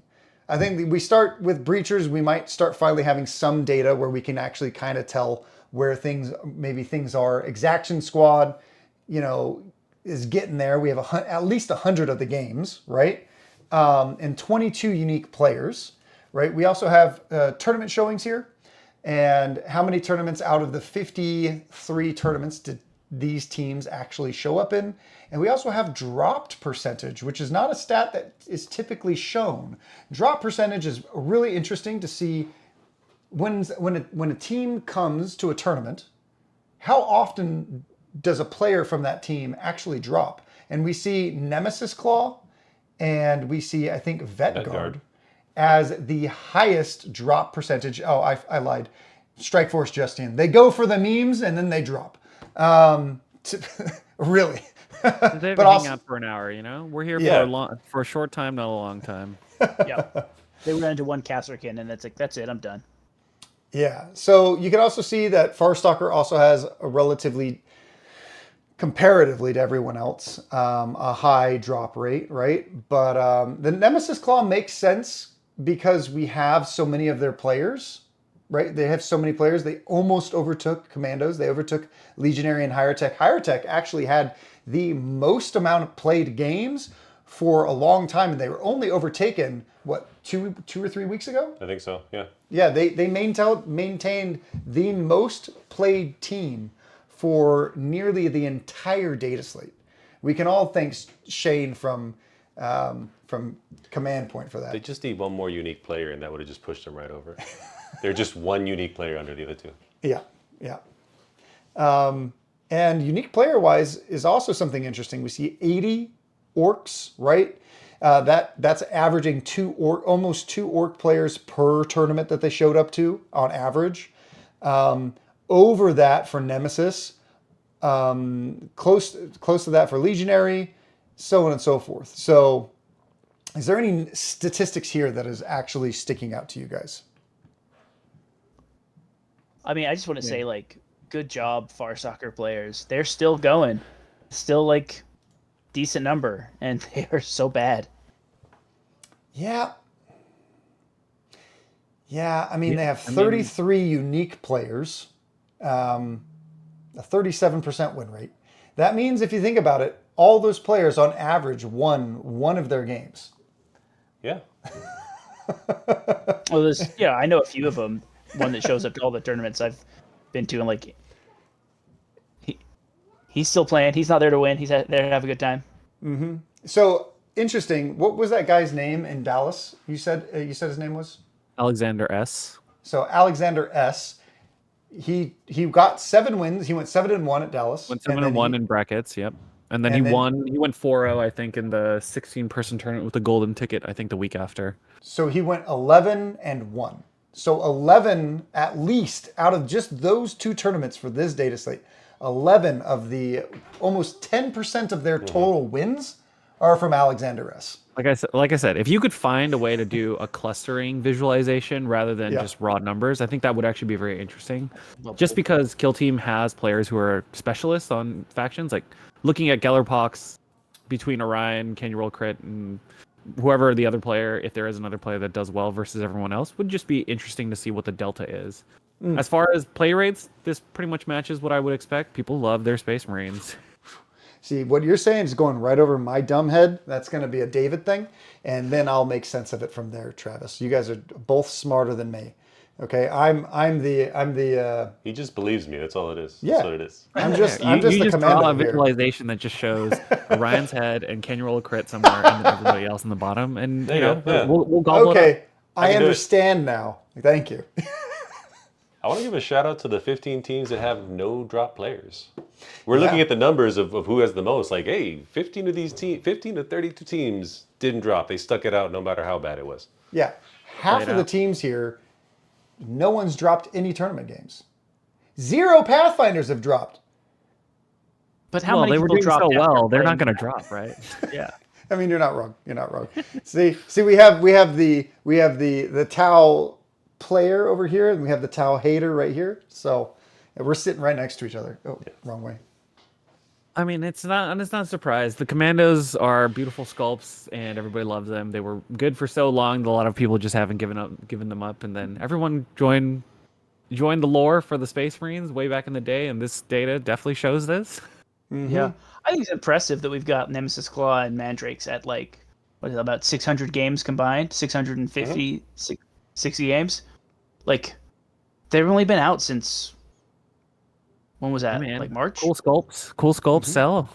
Well, Yeah. Legionary. Cool I believe Legionary had the most games played last data slate, or it was Orcs just had them just beat. But I think Nemesis Claw is pulling away from a lot of the other elite teams. So we see them being pulled away from Legionary. We see them being pulled away from Intercession, even Compendium teams. And then also, like, people aren't feeling Felgor sometimes or other melee teams. Nemesis Claw is objectively easier than those teams. Maybe their skill floor is higher than a lot of the other teams, but they still have a very high skill ceiling for Nemesis Claw. So if you take Nemesis Claw, you're probably going to do pretty well, just because of the team itself. It's a very, very strong team right now. One thing that's interesting, though, is like the top, 5 or 6 teams, a lot of them are elites. Mm-hmm. Yeah. They don't know typically that I have- would. I mean, that's interesting. They're the most popular teams with the Yeah. lowest win rates. Everybody loves playing their Space Marines. It's just at the tournaments where someone has AP2 and you've made a mistake, you instantly get punished. Now the game is hard. Look, I'm shocked that Phobos cleared 300 because I've seen one other Phobos player. Oh no, they're very popular. One other, yeah. Very sneaky. They hide in the shadows. That's what it is. I yeah. would say that they're not extremely popular on the West Coast. Travis, are they popular on the East Coast? I mean, Mark was, the Garrett family. Mark's the elder, the eldest Garrett. He was running them for a long time. I know that they are popular kind of throughout. They have a unique play style. Like having 6 operatives with 4 APL definitely just is a lot of fun. So the people who are really into Phobos kind of don't give it up because no other team can do it like Phobos. You're right. You're right. And Like you're ignoring. It's like the closest you get to what old Void Dancers were, where you ignore a bunch of the rules and you just do whatever you want. Because Phobos, effectively on Loot and Secure, have 4 APL. They've got okay guns. They can fire twice. They can fight twice. They can surprise you and insta-gib someone and then slink back into darkness. There's all things that just most teams don't have access to. yeah, Phobos usually struggle into other elites or teams who have more AP. Yep. Or Felgor. Or Felgor. Or bodies I guess they can't actually deal with. Nemesis Claw. Probably Nemesis Claw. Yeah. So like they fine. have their bad I'm fine. matchups, but David's for as been many of scarred. those bad matchups that exist, they are still very fun. And I think there's no other team that does it as well as them. Yeah. So. Yeah, they're basically like really fast, tanky elves. Is kind of essentially what they're. Yeah, their they're playstyle closer is. to Void Dancers I love in my playstyle. Phobos. And then especially on In the Dark, they are very, very fun. Because on In the Dark, they definitely just feel very unique. 4 APL for real on In the Dark is a hell of a drug. Oh yeah. Oh yeah. Mm-hmm. I discovered the Reaver runs on Into the Dark. That's fun. Yeah, I love, dude. When I play Phobos, I literally just take 5 Reavers, and I I think or there's 6 also Reavers. an element of people discovering things that they didn't play. So there's a little bit of that cycling. So a lot of people maybe who haven't been on Elites, now that Nemesis Claw is strong, there's a lot of people who just, well, I wanted to play Elites and now I finally have a new team that fits and is good. So I'm just going to play this for a while versus like all the Legionary players who wanted to play Legionary, but they were bad for a while. Like, yep, I can also switch to this. Intercession players. But hopefully with this data slate change, I am curious to see if any of the old Legionary diehards show back up to try to use the new toolbox. I think it'll help.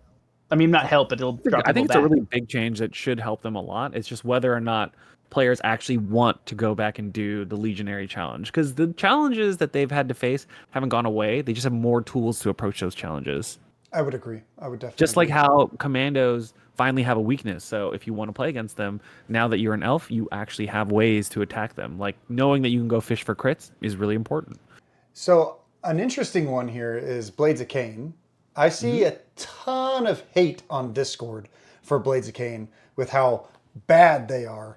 And it's just interesting to see how many times they've been taken this data slate for everyone who hates them so much. It's just kind of interesting. I don't. And 38 raw unique win players? rate. They're not the best team, but they are very fun. Like having played them, they are definitely super fun. If you can maintain the 15 floating abilities that you can use across your 3 different aspects, you can just do some really crazy stuff. Or if you just want to spam a mono list and just hit the flip belt button over and over and over for all Howling Banshees, or do the kill and hide for striking scorpions on In the Dark, they are just very cool. So for as much as people like to talk about them being bad, they might not be the most competitive team. No one said that Void Dancers without Domino Field were going to be better than Void Dancers. But are they fun? They are very fun. They are. So, what would you guys say is the highest skill ceiling team? The one that's got the most like mental load at a tournament. Maybe not skill ceiling, but like if you go Mental to a tournament, load? yeah. Which team would you feel like play like a 2-day, 8-round tournament? Your brain is fried. Probably Warp Coven. Warp Coven or Blades of Cain? Yeah, those two. What was the Especially drop? since you told me to go to Blades of Cain after I was thinking, what can I do suspect after that Phobos? Kazakhstan are also one of those very, very hard teams. Just because to do well with them, you have to think pretty far in advance and still play the turn. Yeah. Your dice That makes rolling, sense. you don't think about all that hard, but where you are planning to be and where that APL is going to go for either the current turn or the next turn, you need to be very cognizant of at all times. I What was would have the said drop higher rate? tech as well, but they got a lot easier when they got the 2-up They were revive. hard. Yeah, and then they're like, oh, it doesn't matter, I'll get up anyways. With 8 So wounds. Yeah.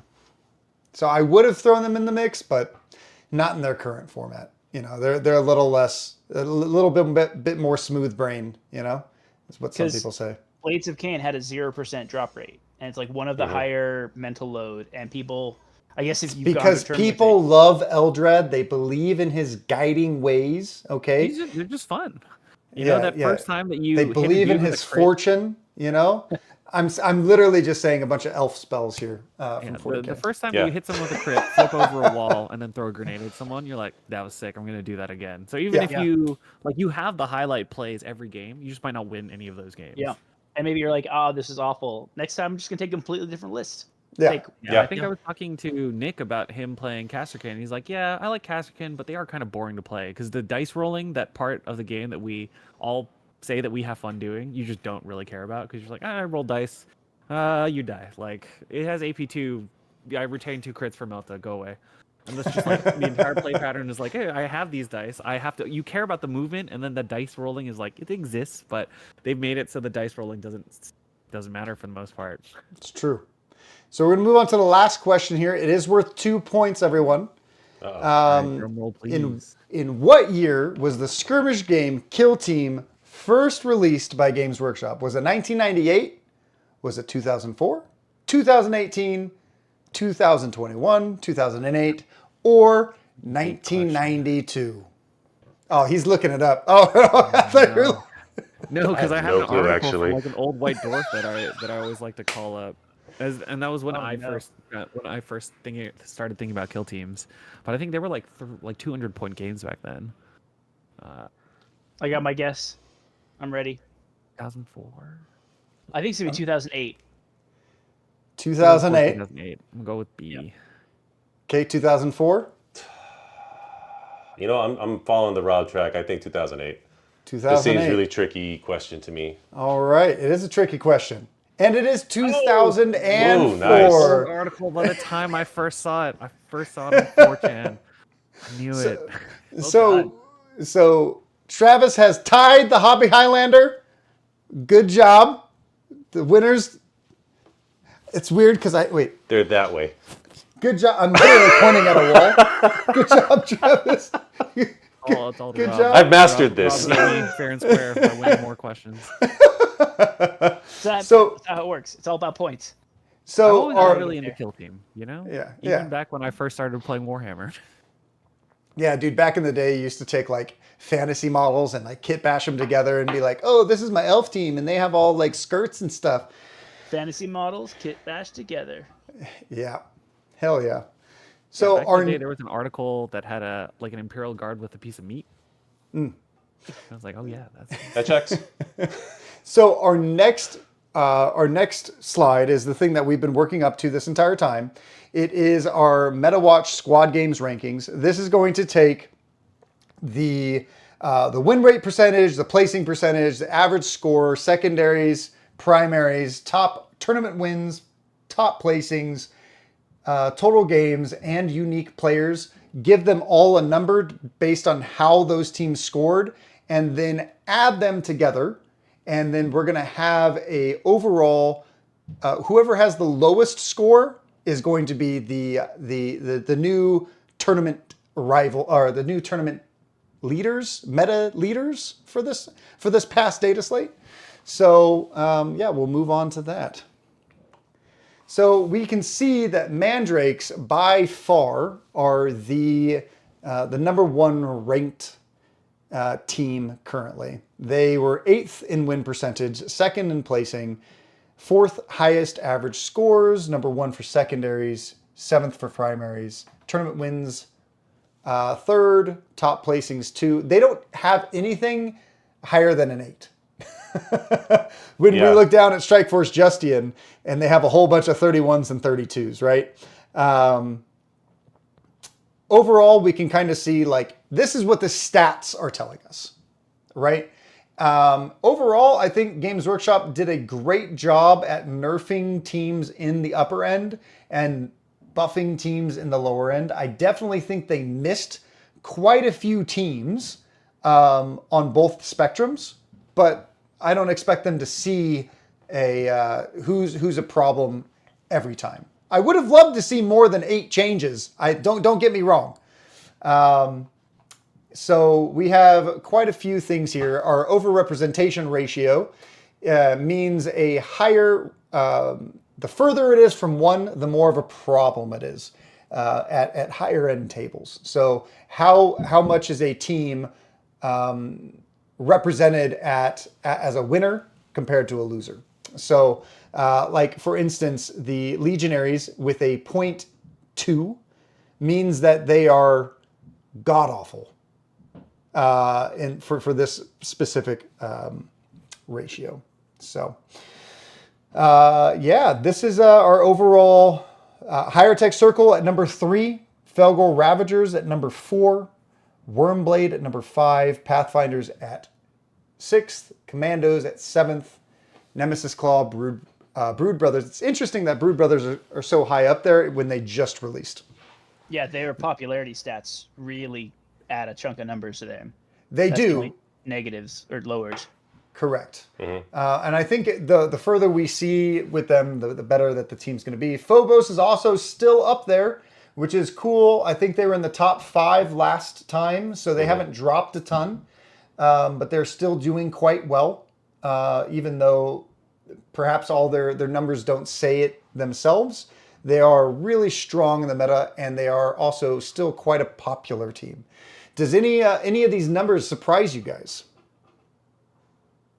I think Mandrakes are probably the most interesting one for me because I haven't seen them.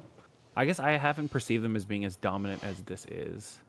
So, yeah, they are. They are one of those new teams. So generally they haven't changed teams within the first 3 months, and I think they probably should get a little tap, but they haven't been. Mandrakes, I think, are being played really poorly in some areas, and people who have actually figured out how to actually run them are actually playing them like insane. I think there is a very strong way to play this team, and it's not the way that people typically think you would. And players that have seen... Go ahead. I also think that they have an easy couple of nerfs that would bring them in line with other design principles that, higher tech got this change in this most recent data slate. It just seems like a holdover from the we won't change them unless they are literally 70% of the meta. And even when Chaos Cults were as broken as they were, they didn't get touched. So I think it's basically that same Mandrakes window. are also so map dependent.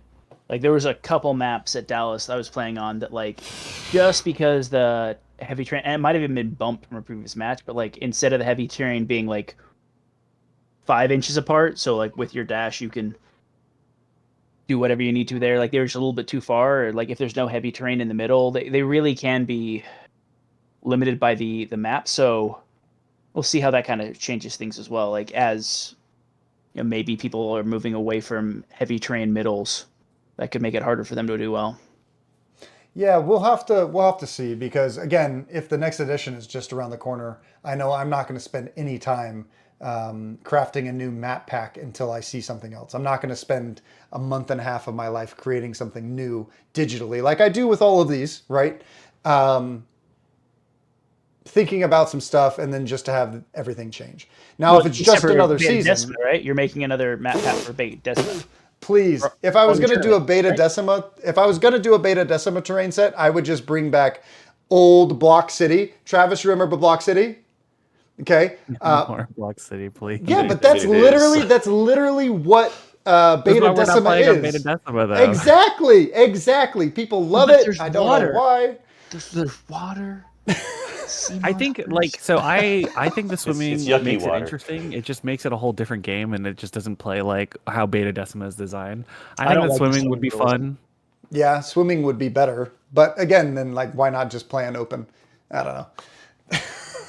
Yeah, I mean, but I mean, visually, it's nice to have a board where there are 3 distinct levels of play. That's the only thing that I think looks really cool, and I think playing on 3 distinct levels, as long as the actual teams play kind of at an even parity, makes it fun. It's just there are some teams that just are not good on Beta Decima. Mandrakes do not do well on Beta Decima. Yeah, I mean, if they just fix the climb rules and just make climbing cost 2 inches. Or Yeah, on stay. beta. Like Scalable. there's a bunch of like stuff that needs to happen if they want Beta Yeah. Decimate to be competitive, but we'll see where things end up. And I think In the future, overall, yeah. even if Mandrakes are a little strong right now, and they probably are, I don't think they're as strong as the strongest teams have been. So I ultimately think that I would anyone who's like agree. worried about like, oh, I don't want to go and play Mandrakes, like it probably won't matter at your local meta. Just go play and have fun, because the I- game is probably at its most fun state right now with all of the big meta boogeymen getting a little tap. Well, It's I probably a mean, good time. Scouts, I think, are going to be Mandrake's like most pained matchup now because they kind of didn't really have any kind of counters before. Well, Mandrakes just had like a skill check counter. Like if you don't play them properly, they just weren't doing the thing, right? So 100% having it agree. be a skill check thing is important. And now there are other stat check teams that can go stat check them. Yeah, and they're very strong. They're a very strong team. Gellerpox are still up there. They haven't been touched. They probably needed something. Higher Tech did get a nerf, and then Felgor right below them. It's interesting to see, like, Felgor wasn't really a talking point this entire time, but they have enough good metrics and like upper end metrics that they were still really strong. And overall, we can see that that was a really good nerf that this team got because they were, even stats not telling us, they were still a really strong team. So them getting a nerf, I think, is a really good thing. Pathfinder's also right there at 6th. Very strong team. Wormblade didn't get touched, of course. Why not? Games Workshop loves Gene Stealer teams these days. But Yep. we do see Scout Squad at 31 with 246 total points. And we're going to ignore Justinian like they don't exist. I would probably expect that is how GW is treating Justian, is that they don't exist. Like they Yeah, were I think it released lines as like until they get a US release, they might as well not exist. Like I've never seen those models. It was a Japan only release or like a couple other countries. So like if you want to main Justian, just know that you're somehow even more forgettable than Compendiums in Games Workshop's eyes. Like the team has its fun things to do, but just don't expect it to suddenly be a good team because they change it because they don't care. Yeah. I think that Scouts buff is drastically going to make this team better. Honestly, what do you guys think? I think I think they could have done with just one operative, but I agree. I suspect that this is just going to be the last Dataslate change until whatever things flip. And if that is the case, then fine, we'll give them one huge buff and we'll see where they go, and they can use that as a data point for the next edition balancing. Like, how big of a buff do we have to give before something breaks? So Yeah, I think it's gonna, like, first of all, I know personal anecdotal experience, like a bunch of people are in my group are now buying scouts and building scouts, so they're gonna see their representation shoot up. Oh yeah. Whether that's gonna affect the win rate, I don't know, but I Dude, don't we've like seen scouts sitting on shelves forever. No, not even 40K players buy them. This could have been a marketing play of just GW, like, hey, there's too many scouts. We haven't sold anything. Make them good. Yeah, I think when they first released for 40K, they were really good because they did sell instantaneously at my shop. But then and they were got cheap, nerfed. like cheap They points. got nerfed. They got nerfed. I got think pushed they up. got Now their- they're just like fine. I think their codex got released and they were just worse than the codex. Yeah. Yep. I think. But I don't like how they changed the team that really doesn't line up with like any of the lore. Like they got an extra model because they needed the boons, I guess. They couldn't have done something where, like, I don't know. It feels like it was a very like lazy fix. Yeah, no, I would Yeah. agree. I would agree. I think this was like much more of a phone home type deal, But And even more shocking to see it in the same data slate that has like the Ogren adjusted to kind of like mainline and keep things consistent. And they're like, but these combat blades are different. All monsters they're have the same better rules, but than these the combat Reaver. blades- They're better than the Reaver combat blades. Because they if get used so much, they just Narratively- blunt by the time they're Reavers. I think the best part about this is narratively, the Scout Squad in the narrative rules, they turn into Phobos Marines. And when Yeah. they do that, their knives become worse, which is great. Yeah. They get an extra attack, but they lose the crit damage. Yeah. I mean, 5 dice melee wise is always better, right? Rolling 5 dice, being able to hit more actively is always better. But the problem is that 2 crits of a scout blade can still kill a Phobos Look, Marine. if a leaf goes over the hunter's head, he can hit you with all crits. Okay? Oh, yeah. Look, if he's cool and does the cool guy He's like, thing, "Butterfly, he will you're dead." absolutely nuke you. But we'll Yeah. see. It might end up being that like they are a better stat check, but the stat check it just brings them to a 50-50 rather than just them running roughshod over the meta. Because I don't see him for gonna as see a good lot as of the like, stat check is, they still do die to everything. Like they don't have that Yeah. much way to defend themselves. You are going to make them into a shorter range team without the consistency of shooting. Like the shotguns, it's a hitting on 2s, 4s, right? But with Yeah, the but knives, don't they you have to still have got to the be bolt up close guns? to do it. So. Yeah. Yeah. So interesting thing statistically when we look at Hearthkin. I know you just said that we saw some good things happening from Hearthkin, but when we look at their actual placement rating from a lot of the different categories, the only things that they're doing well in is popularity and secondaries. Everything else, they're really at the bottom third. I mean, their thing is there are weeks where a player will do well with them. So this is like the clustering fair. thing where That's fair. Farstalker, Kinban, they have weeks where their player does well. Gullerpox, generically have done better, but they also have a much smaller sample size. So the two players that do well with them bring up the rest of their win rate, it feels like. Whereas for some of these other factions, a handful of people are playing them and most of them are not doing well. And that one Yeah. player is not doing well enough to carry the faction. So Yeah, I mean, so the reason why we grab 4-round 16-player data is because that's specifically what Games Workshop is interested in, right?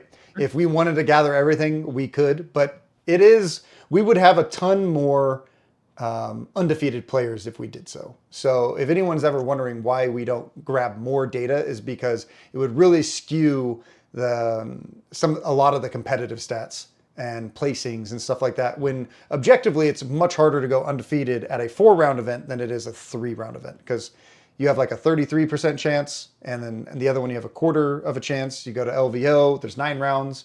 It's way. I think that we had I guess they did go undefeated because they had ties, right? For LVO. Yeah.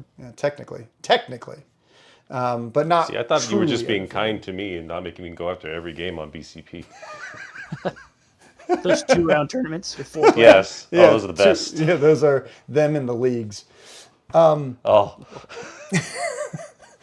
Sometimes it's hard to I tell think what there a would league be is. there's probably some more interesting stuff that you can glean from the much larger tournaments. So I think the cutoff that we have on my side is five rounds and 30 some odd players, and that's like the next level metric past 4 rounds, which is a good cutoff for players wanting to play like a serious tournament, I think.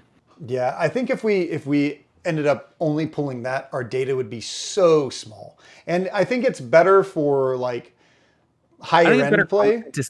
to see more stuff, but I think Yeah. looking at the deep meta for just like those big tournaments is interesting as well. I would agree, 100%. Yeah. Totally agree. Interesting.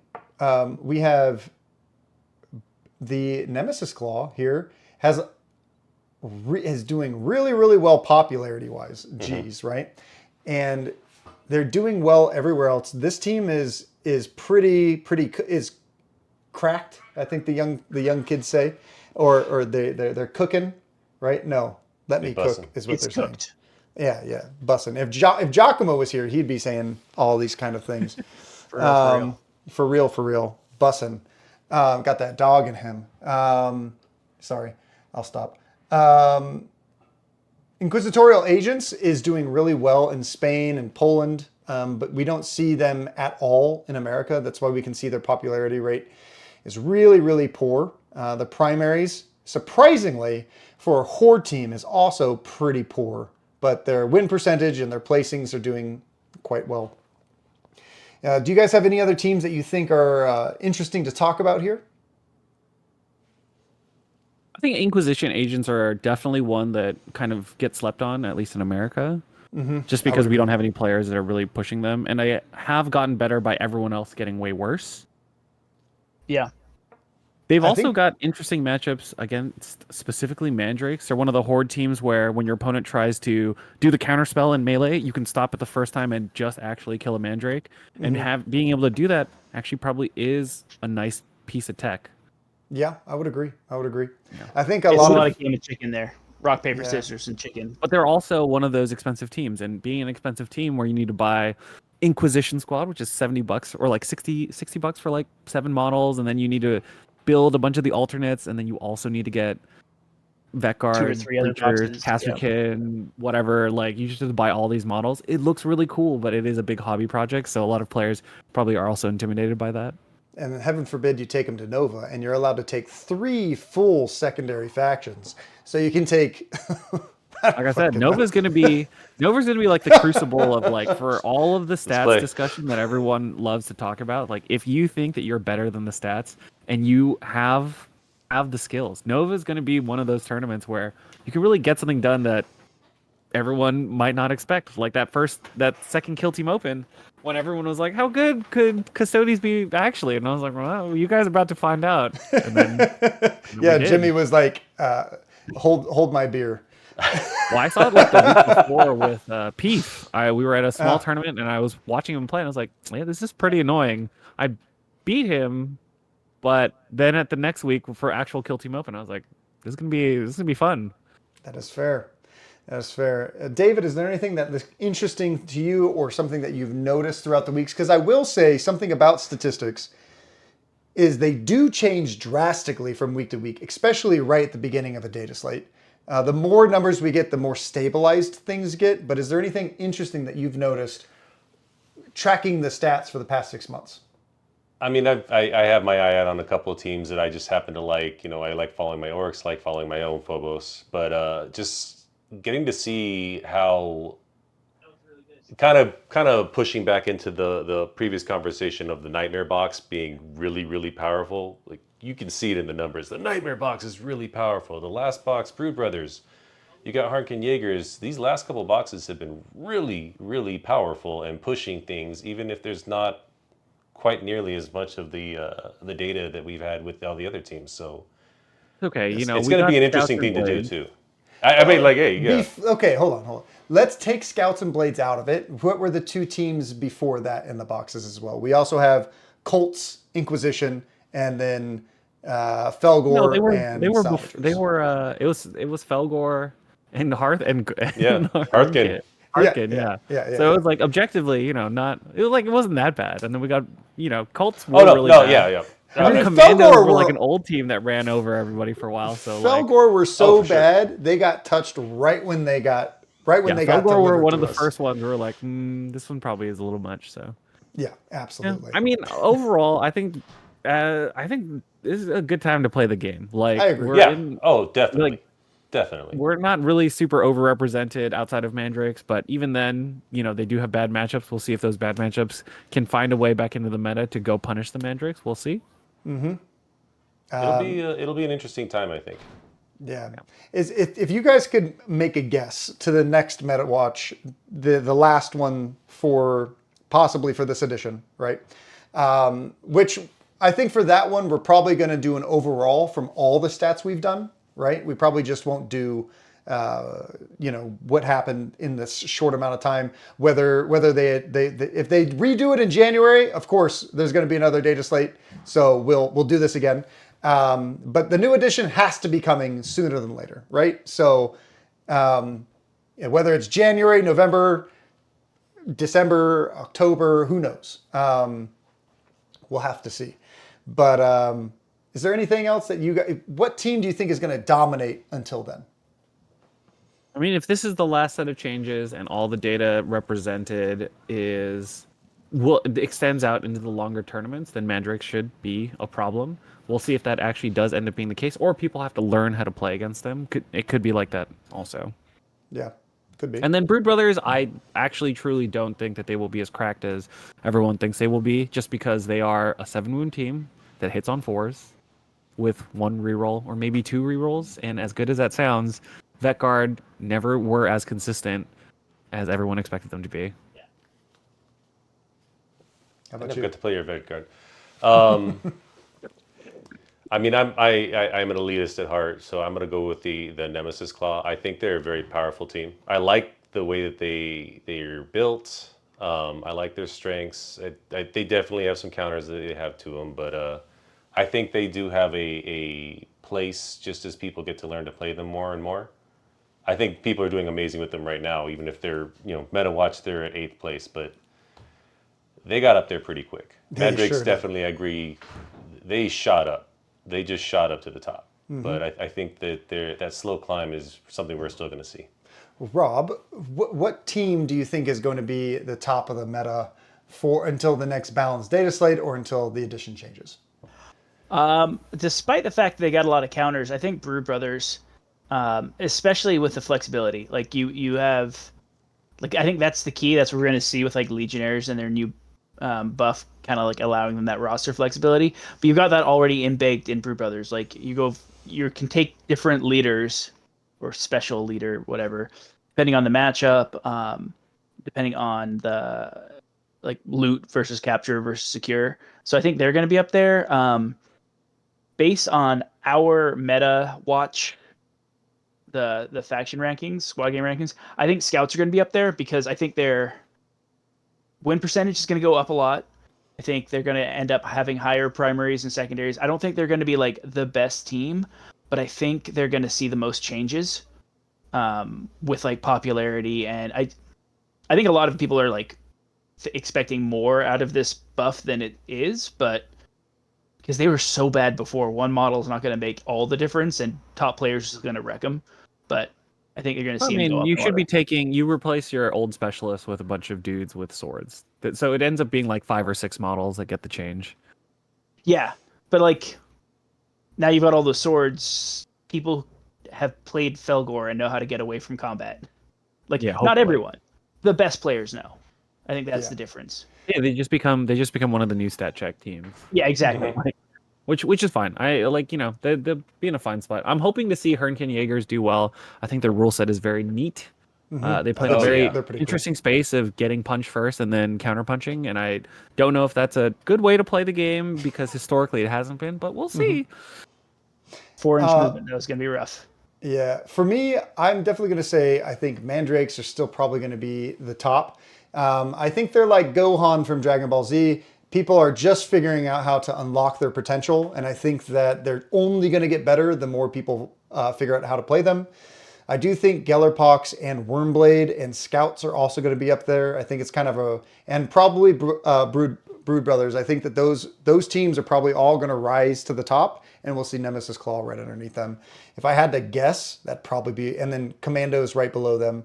Everyone else will be eating their dust, their Doritos flakes. Yeah, I mean, I personally am looking forward to seeing what new mission types we get if we do get a change, because as much as it's been fun to play on a 3-on-3 split for the last year and a half, I'm ready to try to go back to five objectives. Like, let's just 5 sounds fight nice. it out. Let's fight it out and actually play the game instead of just trying to do the minimal amount to break parity. I think I'm over it. Let's go back to the ultra violence days. Yeah, I want less objectives overall, because I think that'll just buff elite teams, and I think elites need it.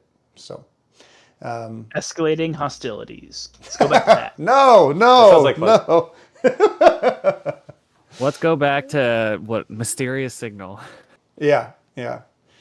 So most people who are playing Kill Team at this point have never even heard of that mission. You're not wrong. Us old school kids would wreck them. Yeah. So I'm a youngin'. I'm only coming up on my year next AVTT, so I have not gotten to play that. Rob, you're gonna have to teach me the ways. Yeah. Okay, you don't want to to believe me when I say everything. It sounds fake. It's all real. Yeah. I believe Data Spirit or whatever. Oh my Awaken God. Data Spirits. Awaken Data Spirits. Awaken Data Spirits was neat. I like that one. It was neat, but it was not competitive. It was like there was the one where Beta you could farm Decima. CP. That one was much worse. Dude, some of the old missions, like Beta Decima, is more competitive than some of the old missions from Kill Team. And So my hot take on Beta Decima is that if you play Beta Decima with the extra terrain, it is all playable. It's just the base box is trash. I would agree. I think that it would be, but I also think that everyone should have access to climbing ropes. I think that that's like a necessary must, Well, I just think only if you add in the extra terrain, what ends up happening is you just have more places where you can safely play the game, and you don't need the extra climbing rope because you can just move on to parts of the map that make sense. See, for me, bring back Pariah Nexus, and then you can literally and then the little gaps that are in it, you can jump over those, the gaps and stuff, and it's like Into the Dark mixed with it. There you go. There's That's- plenty of places we can go. I'm excited to see what comes next. I think the game has shown that it can support a lot of different sorts of play, and play like Kill Team. Looking forward to the next teams, whatever those may be. You know, whether it's a new season or whatever Games Workshop has planned for us. We are excited, and we're excited to continue making content for everyone. If you guys enjoyed this, please subscribe, please like, please go check out Just Another Kill Team podcast. They are amazing. We also have a podcast called the Squad Games Podcast, and we also run the Las Vegas Open. If you want to travel to any events, go to the New York Open, which Travis runs, or come to... Over 26, 27. Exactly. Come to LVO or come to the All Valley Team Tournament. We are giving away 3 golden tickets this year. So if you're looking to get a golden ticket, there's no better way to earn it with your friends. So until next time, everyone, that's us. Actually, do you guys have any other shout outs? I should ask that. Come by on Just Another Kill Team podcast. We release on Spotify every Monday. We talk to people all around the world. This week we hung out with Orion to chat about Gellerpox, meet the man himself who twists the stats in his favor. Me and Jason have been doing it for the last 2 years, and it's fun. We travel all the way around the world. We talk to other TOs, we talk to some competitive players, and give a different, slightly less competitive take on the meta sometimes, and sometimes a little bit more competitive. Just depends on the week. That is fair. Rob, anything? I think, I'm looking at the time here. Are we still within the limits of our contractually obligated shout out for Alexander Popov? Go for it. Yeah, shout out Alex. Actually, I've got some of the 3D printed stuff that he makes. So if you don't know Alex Popov, Alexander, he's our awesome Russian friend. Shout out to him and all of the Southern California Discord community that we are trying to keep going. And if you're not on a Discord, get on the Squad Games and find all of us, and we can direct you to the Discord you should be on for your own little communities. I'm going to take this to give a shout out to Matthew Alonso, my Samoan friend. He is the one who got me into this game and got me into this community with all of you guys. So I'm happy to be here. Yeah. Sorry about that. All right. We had a guest. Twitch, hopefully it's been fun. It's Yeah. been fun to chat about the stats. Did we do a Hobby Highlander shout out right here? Rob? The Hobby Highlander for the himself? Hobby Handler show itself. When's the next one coming out? Hopefully this Friday. All right, and it is... We're doing Jade, which Jade. I'm colorblind for. So it's going to be entertaining. Depending on everyone else, huh? It's going to be entertaining for everyone except for me. I would say if you watch that show, which you should watch it early, so then you can go to your hobby store. Because after the white episode came out, I couldn't find those whites anywhere. They're sold out. I don't know if that's our effect, but It could be. I still can't find silver. Yeah, No matter where I go, I cannot find silver. The silver episode is the I magical mean, Apple thing. Barrel. I can find Apple Barrel. It's fine. Yeah, so until next time, everyone, thanks for joining, and thanks for watching MetaWatch.